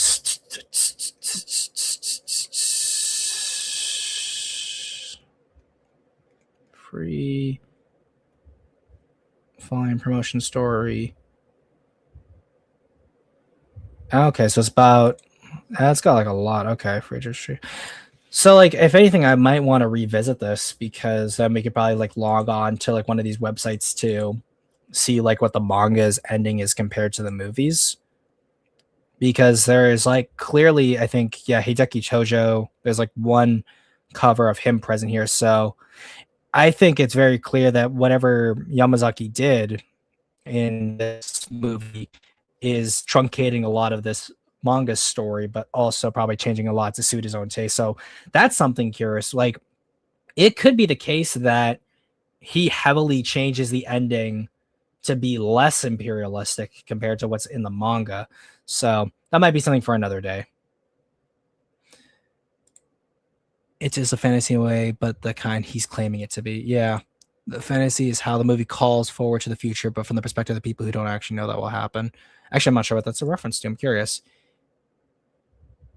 Yeah. If you think the Yamato is going into the sunset, then just no, that's not going into the sunset. Yeah. Honestly, if you get, if I host a stream, yeah, like honestly, I don't mind giving more people more, like separating these across different channels just so it gets more eyes on it. And we can also probably do as like a collaboration as well. I guess that could work too.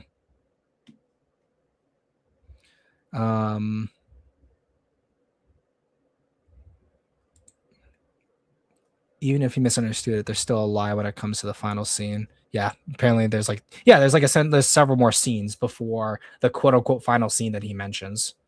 Also, the majority of its anti-war themes center around how conflict with the West would lead to the destruction of Japan, which isn't wrong by any means, but shouldn't they? Yeah, it's not wrong by any means, so therefore end of story. There's nothing else to really add there, because it's talking about shipbuilding in Japan. Like, we're not switching locations to see what's going on in China, because it's specifically about a story set domestically in Japan. So the characters in domestic Japan, who are again probably going to be dealing with a lot of censorship from the government, are going to be talking about the issues concerning the nation they are directly living in. They also be concerned with how the hyper-militarization of Japan is also very detrimental for the rest of Asia. You know, the countless countries with millions of people that were invaded, raped, and pillaged. As well as like, here's the thing, like, full perspective. It's the scene towards right conflict with here, the West would like lead to the destruction watching of them Japan, catch which on fire. isn't And wrong again, this isn't like, oh, poor Japanese soldiers dying. No, it's just random by civilians any dying. means, but shouldn't they also be concerned with how the hyper-militarization of Japan is also very detrimental for the rest of Asia? You know, the countless countries with millions of people that were invaded, raped, and pillaged for the purpose of expanding the Japanese empire? Also, the wording of his speech is very important here. What does he mean when Japan is backed into a corner? Japan was the one instigating the majority of its conflicts with its neighbors as an excuse to invade countries that they viewed as racially and culturally inferior to their own. Isn't that also a concern? No, we're just thinking about how the Japanese. If someone's backed into a corner, that doesn't necessarily mean that they're beset upon. It just literally means you are being forced into an untenable position. So you're going to continue to do like more drastic and outrageous things. So again, that doesn't directly victimize the Imperial Japanese or Japanese war criminals by saying Japan is forced into a corner. Japanese themselves are affected? Okay, cool. Great. I mean, I was honestly shocked that Hirayama even mentioned Japan's involvement in East Asia at all. So that's something, I guess. Also, why does he omit the fact that they directly talk about the fact, like they do like some opening slides mentioning how Japan had already invaded China and set up a puppet state? They don't mention they set up a government, they set up a puppet state. So it's very clear that they aren't viewing the invasion of China as like this noble good thing. Like definitionally, a puppet state is like never really looked on as a good thing.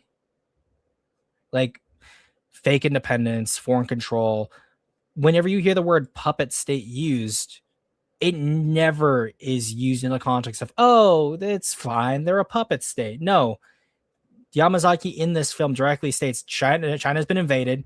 The Japanese have set up essentially a fake government there and are continuing to expand their military might. What's even more frustrating too is that this isn't a poorly made movie. The performances are great, the characters are dynamic and interesting. Most of them have their own arcs, and the plot progresses in a satisfying and engaging way. I also really love how the opening scene of. So I think this is a common problem where people like this with their own personal politics see something that is well made, and because it doesn't align with their politics, they have conflicting feelings about it. It's simple as that. The movie is the Yamato being sunk by Western forces. There's a really excellent moment where one of the Japanese sailors think they've successfully shot down an Allied plane, only for someone else to land in the water and save the pilot. The Japanese sailor looks on in horror as he realizes just how technologically outclassed they are in this conflict. The movie is littered with great moments like this. Yeah, and so again, that scene right there, that's not shown in any heroic light. It's shown as desperate and the Japanese clearly outgunned despite the prowess of their quote-unquote indestructible ship. So that will make the ending scene a contradiction with what we first see. So I don't think that his read on it is very well founded. But it's wrapped up and packaged in a way that feels pretty ambivalent to the country's ideological framework during that time. It's as if Yamazaki loves the aesthetics of this time period, yet has little to no interest in pursuing anything that could be remotely challenging or difficult. See, that's the thing, is that he wants it to be challenging. It's not a matter of like whether it be consistent or logical for the time period. It's about it challenging the audience because, of course, again, it is still a work of fiction. It's something that's to be presented to people. But I think Yamazaki is always someone who is focused on the authenticity of his time period, especially with his period pieces. He did that with Eternal Zero, same thing with Archimedes, with the Always films. So I think that like oftentimes with people like this, they care more about the climate of what's going on around films rather than like what the films themselves are actually trying to do for its Japanese viewers, rather choosing to create a strange wish fulfillment fantasy that glosses over its own history. After watching this strange wish fulfillment fantasy, first shot of the film is the quote-unquote indestructible battleship Pride of the Nation get absolutely decimated and the people on it screaming and dying. Yeah, that's a wish fulfillment power fantasy to say the least. Movie, I completely understand why people were concerned going into -1, but does it follow in the footsteps of the Great War of Archimedes as a piece of imperial apologia? Well, let's talk about it.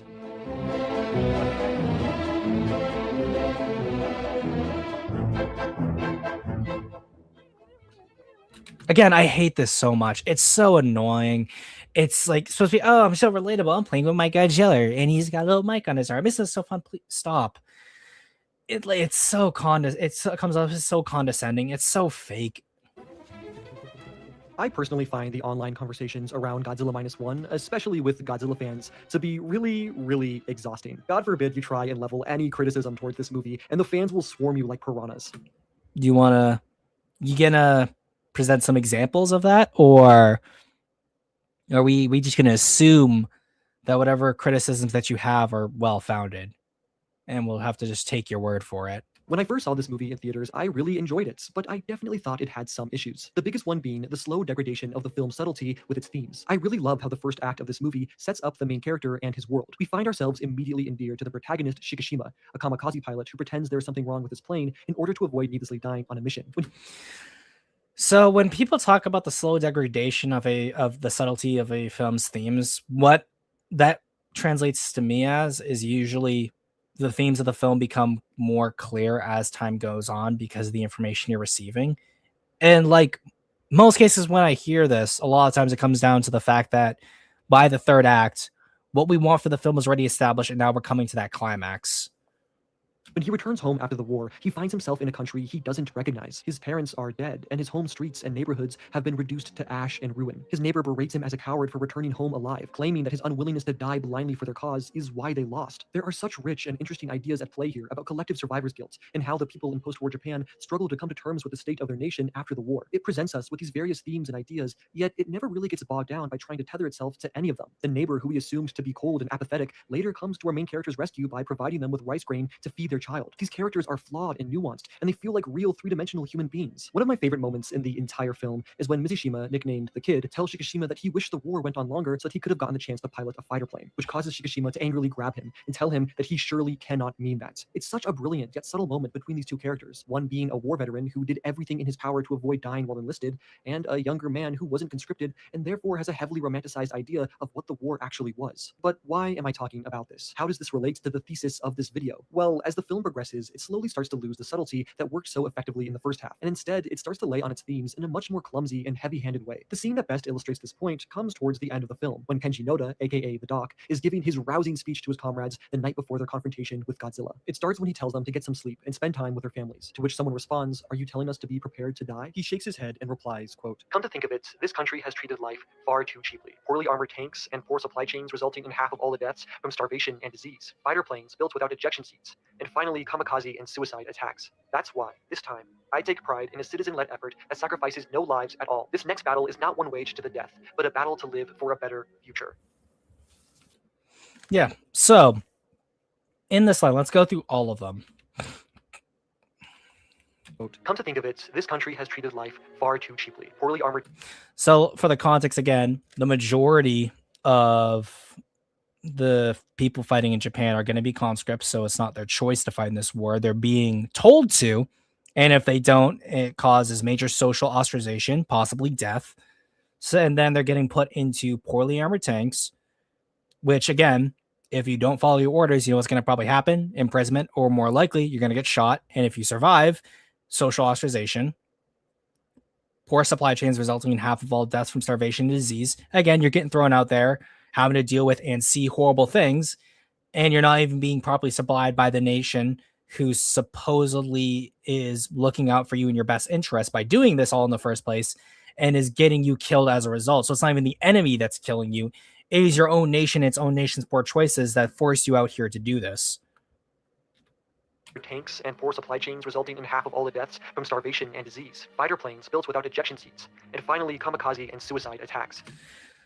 Yeah, so in this case too, fire planes built without ejected seats, and finally kamikaze and suicide attacks, which the term suicide attack, it's accurate, but the exact word refers to it specifically this idea of like, even if you don't have like any guns or like normal weapons to use, that you would just essentially take up sticks and the like in order to like bum rush the enemy in order to kill as many as you could while dying in the process. So once again, you're conscripted, thrown out into horrible conditions, and because of the fact that the nation and those who support the nation at the time made like the worst error possible and decide to ostracize themselves, the now strategy in order to delay the inevitable is to throw you personally into these planes, once again, under the threat that if you disobey these orders, you'll probably get beaten, socially ostracized, or better yet, killed.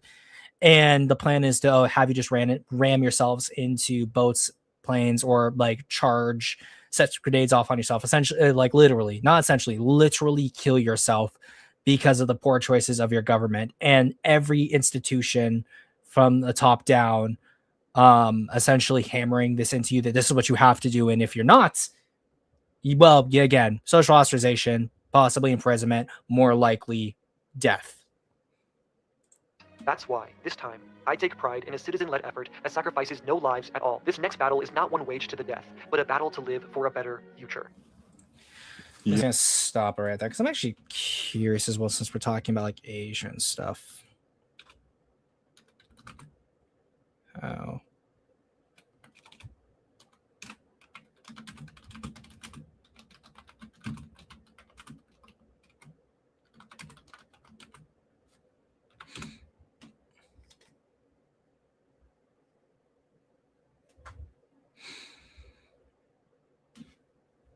Yeah, as well as like an interesting thing to note is that every time, especially with this film, where the primary military characters are all from the Navy, then like most of the war crimes that are mentioned are committed by the army in China. Most of, if not all, of the Imperial Navy was in the Pacific or the home islands rather than China. So, like, it just takes this idea that, oh, part of military, therefore also related to the people who committed war crimes in China. I know they're all part of the Japanese military, so just throw them all in there. It all makes sense, right? Yeah. Just checking the till here, Mark, and it seems you're short a few million. I think this speech is probably the worst moment in the entire film for me, because I find the omission of any mention of Japan's numerous war crimes to be a bit mind-boggling. It would be like if there was a scene in post-World War II Germany where someone gave a heroic speech about how terrible the war was because it led to the death of lots of German soldiers. I mean, yeah, don't get me wrong, the Nazis did get a lot of German people killed, but are we not going to mention, you know, the Holocaust? You may think that this is an unfair comparison, but I really don't think it is. Japan's war crimes in World War II were so egregious that they were shunned by the majority of the modern world, causing them to leave the League of Nations in 1933. The death toll at the hands of Imperial Japan is estimated to be in the millions. This isn't just a footnote on the history of Japan or something that was happening off in the background. By late 1942, Imperial Japan had an empire with a population of around 389 to 439 million people, as compared to the 449 million of the British colonies. Now, I don't think that it's wrong to criticize the Japanese government for getting their own people killed. I think Imperial... It's not just the fact that the Japanese government got its own people killed. It's the fact that the Japanese government created so many institutions that incentivized people to conform to this idea that this is what they had to do. Otherwise, like, the consequences are that severe that they were pushed to do these actions. I think I just and did it for the fun and love of the game. That's also very valid. But the idea that, oh, if there's a bunch of Japanese soldiers there talking about how bad the war is, if you were not culpable in the war crimes committed by other Japanese soldiers, are you therefore guilty by association? It's like the idea that, well, if you're part of the United States military, well, the U.S. has committed war crimes, so therefore you are also culpable in those crimes because you're part of the same system. I think that's stupid. I think that's incredibly stupid. And this entire video, he's criticizing the lack of individualism that, like, the Imperial Japanese military had, while also then painting every single soldier with a brush that, oh, you're part of the system, therefore you were culpable in these war crimes. Which is why when the Tokyo trials occurred, they weren't prosecuting every rank and file soldier. They were prosecuting extremely high-ranking officials and officers who were encouraging these degenerate acts to occur. Exactly. He also says, yeah, this country never changes. Perhaps it can't. Or the whole information, like the information repression is like one of Japan's specialties. And the whole idea of like him as well, but this country never changes, is the fact that when Doc says, oh, I thought you hated government orders, he says, well, I do with a passion, but someone's got to do it. In reference to the fact that this is a nation that is not committing an aggressive act and is doing something purely for the defense of the citizenry. Imperial Japan's lack of regard for its own citizens is a really important element of its history. Yet, if the purpose of the speech... If it's a really important element, then let the film do that. Let the film state that, like, the film in no way, shape, or form glorifies what the Imperial Japanese did. And therefore, it should have the room and the space to just be that.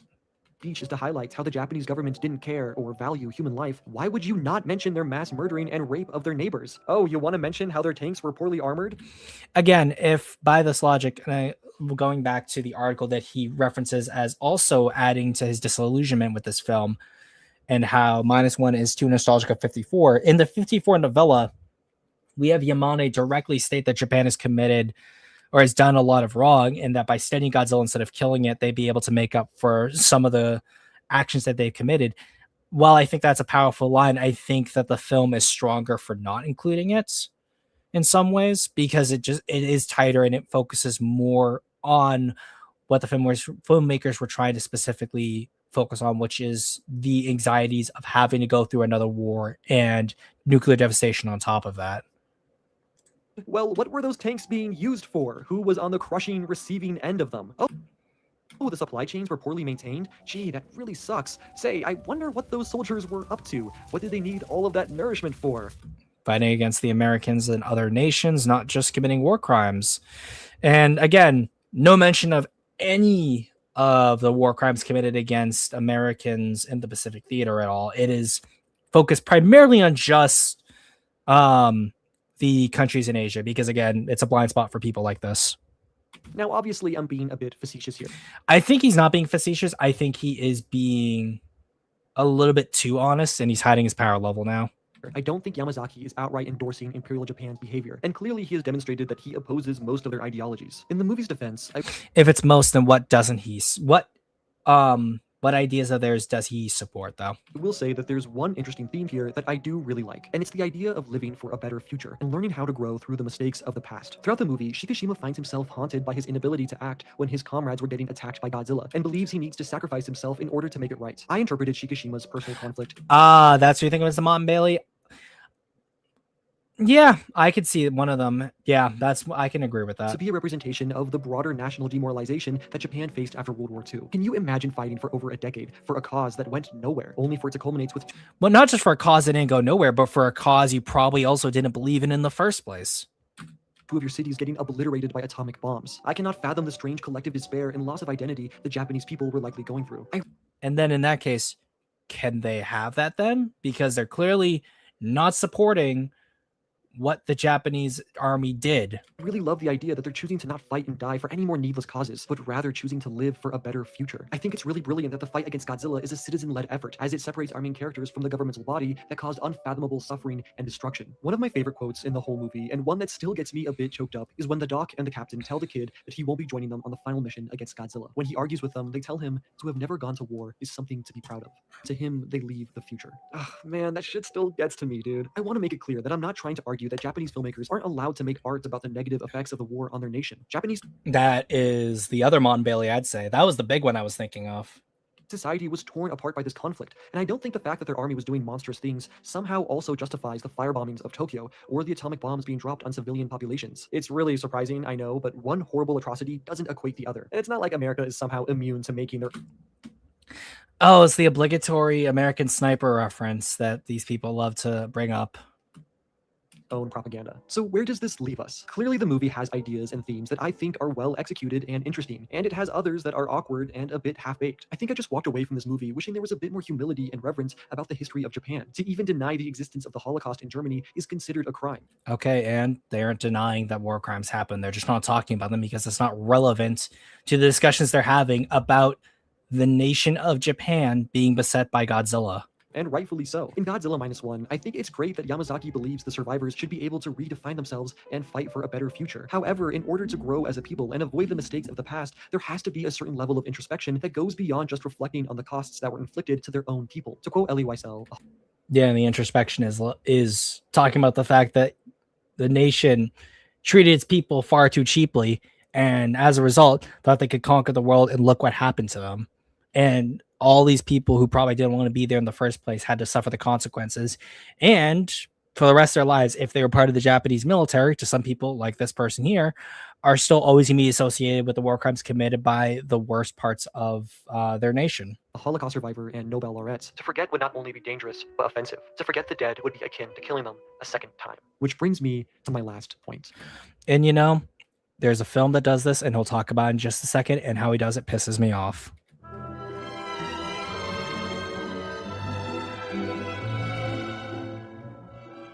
Okay, we have at last arrived at the mandatory video essay conclusion that explains why everything I just said was actually really important and totally not pointless rambling about Godzilla. I think now, more than ever, it's really important to examine the way art and culture covers crimes against humanity. We are currently living through several blatant genocides, and art is a supremely powerful tool in shaping that public conversation. It may look like I am just nitpicking Godzilla -1 or trying to find something to get morally outraged about, and I promise you that's not the case. If this was just a standard action movie about Godzilla fighting another kaiju, I'd probably not have the same issues that I have, but...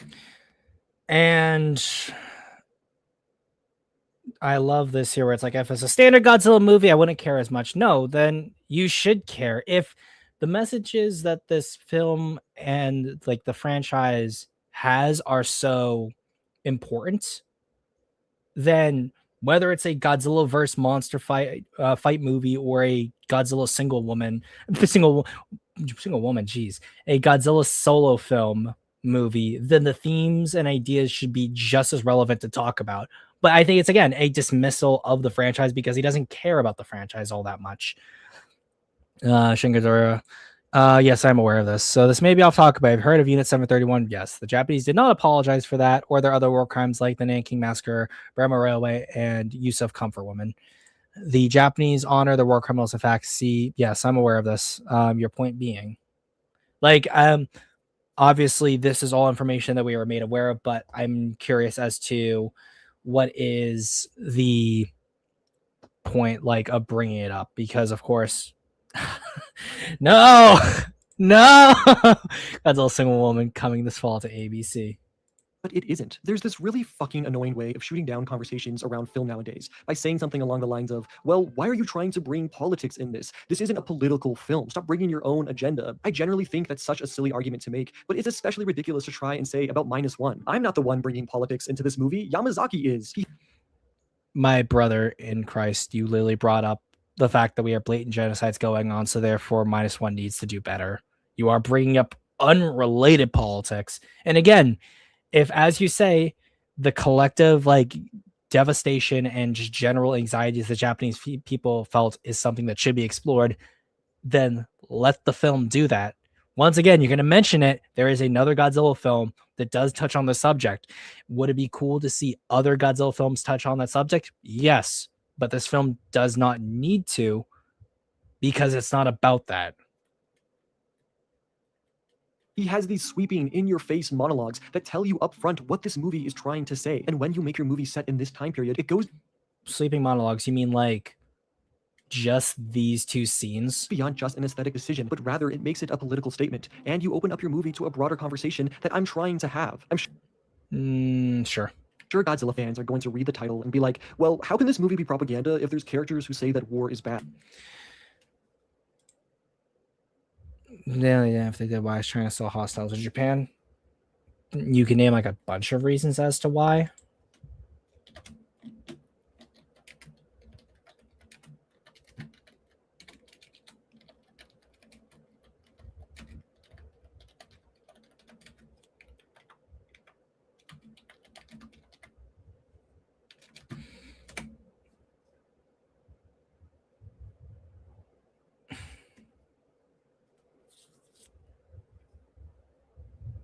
So, no, Japan never paid formal reparations to China. However, Beijing waived its right to demand them. So instead, there was different economic and political agreements that were done in replace of that. So in this case, yes, they have made up for the damages. And if you're saying why is China still hostile towards Japan, because people still want to be hostile towards it, because finding an enemy to rally behind is always going to be pretty easy to do, which is exactly what the Imperial Japanese did and caused them to commit the actions that they're doing. So thank you, Shingadora, for kind of demonstrating like the impetus for like all of this. bad. Part of media analysis is going beyond what's just on the page or being spoken out loud and reading in between the lines to Yeah, reading between lines, and you still find the fact that the film is saying the exact same thing, and you have to pull at straws to get to this conclusion that you have.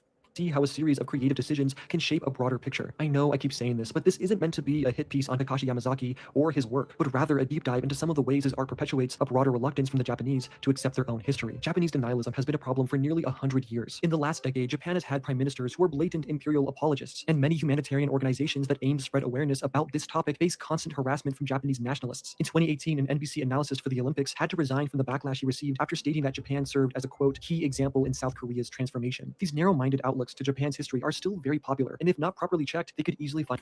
I think this is also the Mott and Bailey too, Omni, because again, he's saying, well, it's not a critique against Yamazaki, but then takes all these disparate elements that are going on and is essentially roping -1 into the discussion when, once again, -1 is not doing any of these things. Find themselves fermenting into more dangerous ideas. And I think filmmakers like Yamazaki have a due diligence to portray these time periods with a little bit more care and understanding. Look, on its Care and understanding by more blatantly just being like, hey guys, I know we committed war crimes, but I want to make sure that the Chuds don't think we are agreeing with them. So we gotta say this. own, Godzilla -1 is a great piece of art filled with nail-biting action scenes, fantastic performances, and endearing and likable characters that have so much heart and sincerity.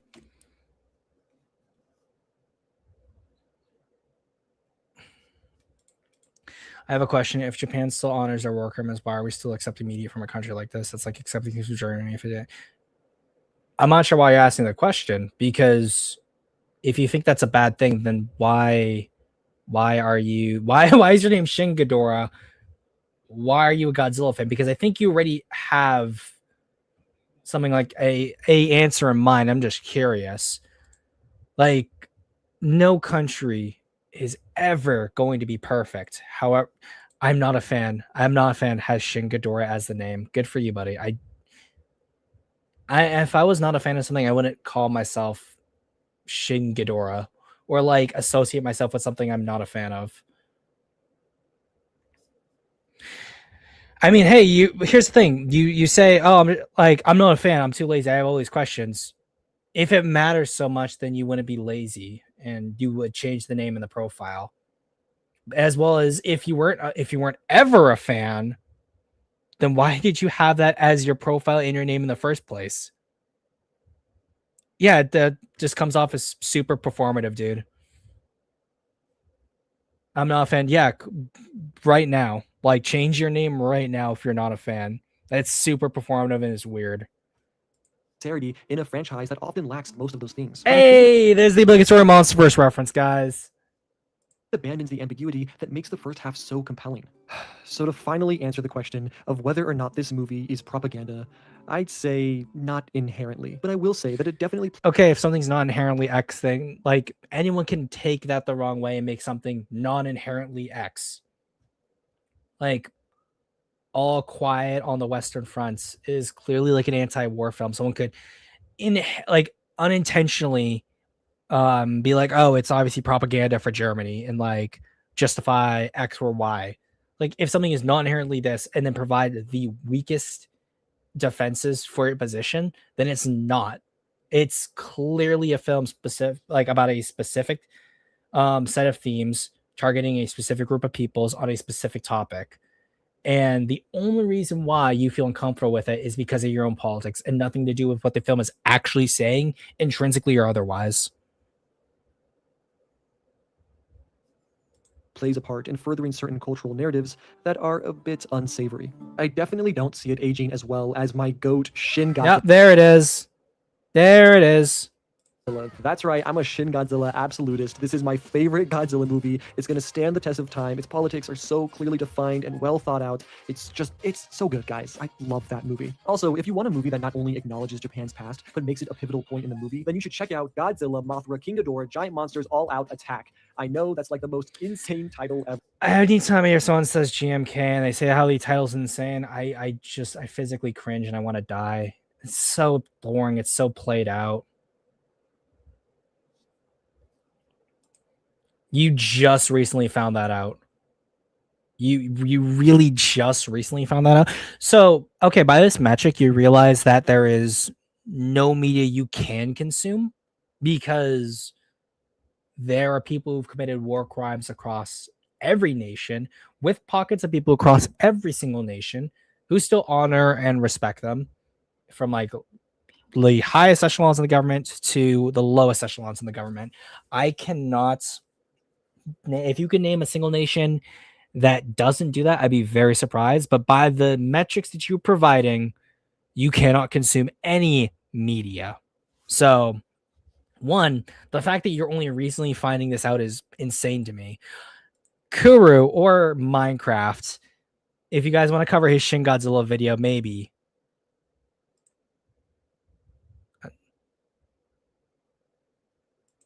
Okay, then change your name then, dude. Change your name. Like, listen to your own, like, stand on your convictions, change your name. And I'm even like, I'm surprised. Why are you even here then? If like you don't really care about Godzilla, you're not a fan anymore. Why? Good boy. Good boy.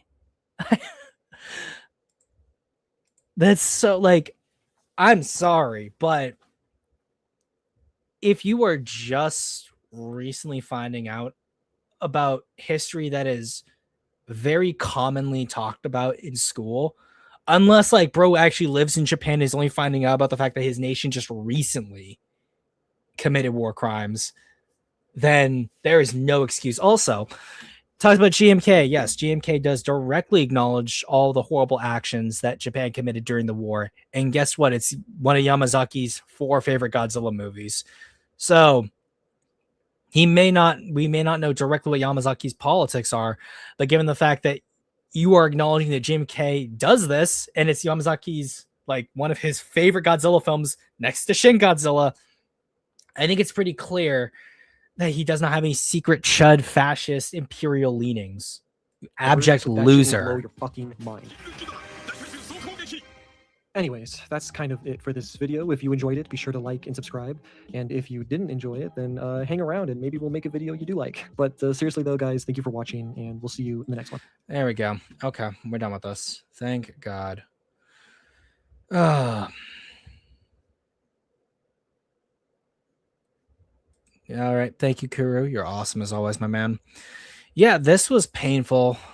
This was really painful to watch the interaction with someone who is not a Godzilla fan, but clearly has Godzilla, like a Godzilla themed YouTube channel, but has not taken the time to change it, despite the fact that he has these strong convictions, is crazy to see. Like, goodbye. Thank you. Goodbye. Yeah. I wouldn't be surprised if he finds the stream and DMCs it. If he does DMCA it, I'm just gonna have to fight it like I did the other one, because unfortunately it would be the second time someone DMCA'd a stream because someone didn't like it. Let's also cover the fact that if he tries to DMCA it, we were 2 minutes into his 27-minute video and I still was looking at articles. So it's beyond transformative at this point. But yeah, I it would not put it past me if he tried to DMCA the stream, which in that case, I'll just make sure that, well, the Twitch, he'll have to DMC the Twitch, the Facebook, and the YouTube streams to get all of them taken down, which I'll also be downloading the Twitch version of the stream in case that happens. And then I could probably put it up to like Rumble or Odyssey or like some other alt tech platform, just so it's preserved there. I know like I have like no audience on those other places, but I like to keep them there because sometimes like copyright sucks and they'll be like, nope, we're not going to take this off. Oh no, I know he knows the stream exists, but he's probably going to watch the VOD. So he's not watching live. So whenever we end it is probably when he'll find the stream and then look for it. No, you don't. You better not. Don't you dare. How could you? After all we've been through as friends. But anyway, guys, I think that's going to be probably it for everything. As always, you know where you can find me. Like I said, Odyssey, BitChute, those are the alt text platforms I put stuff on in case something goes missing. Twitch as well as Facebook is where I multi-stream to. I also have X and DeviantArt and Instagram X is where I post my opinions. Instagram and DeviantArt is where I post art. But I also have a Patreon. Patreon is going to be where I do stuff relating to my novella, Kaiju Quarantine. Still working on some stuff for that and some other projects down the line too. And speaking of people who I love to see in, dang, you just got here. Watch the VOD. And for anyone who's interested, I know we have like a lot of people who love to have discussions on these things. If we want to, let me know, and then maybe next week or later this week we can probably do something. So I wouldn't mind doing a follow-up stream on all of this. So if you're in the Discord, be sure to voice that there. Again, subscribe obviously to the channel if you haven't already. It means the world to me. Become a patron. That helps support the channel even more than you can believe. But thank you all for joining. We clowned on some bozos, both in the comments and here in a video. Take care. You guys are awesome. Thank you for staying with me. I'm Zimzilla. We'll see you guys next time.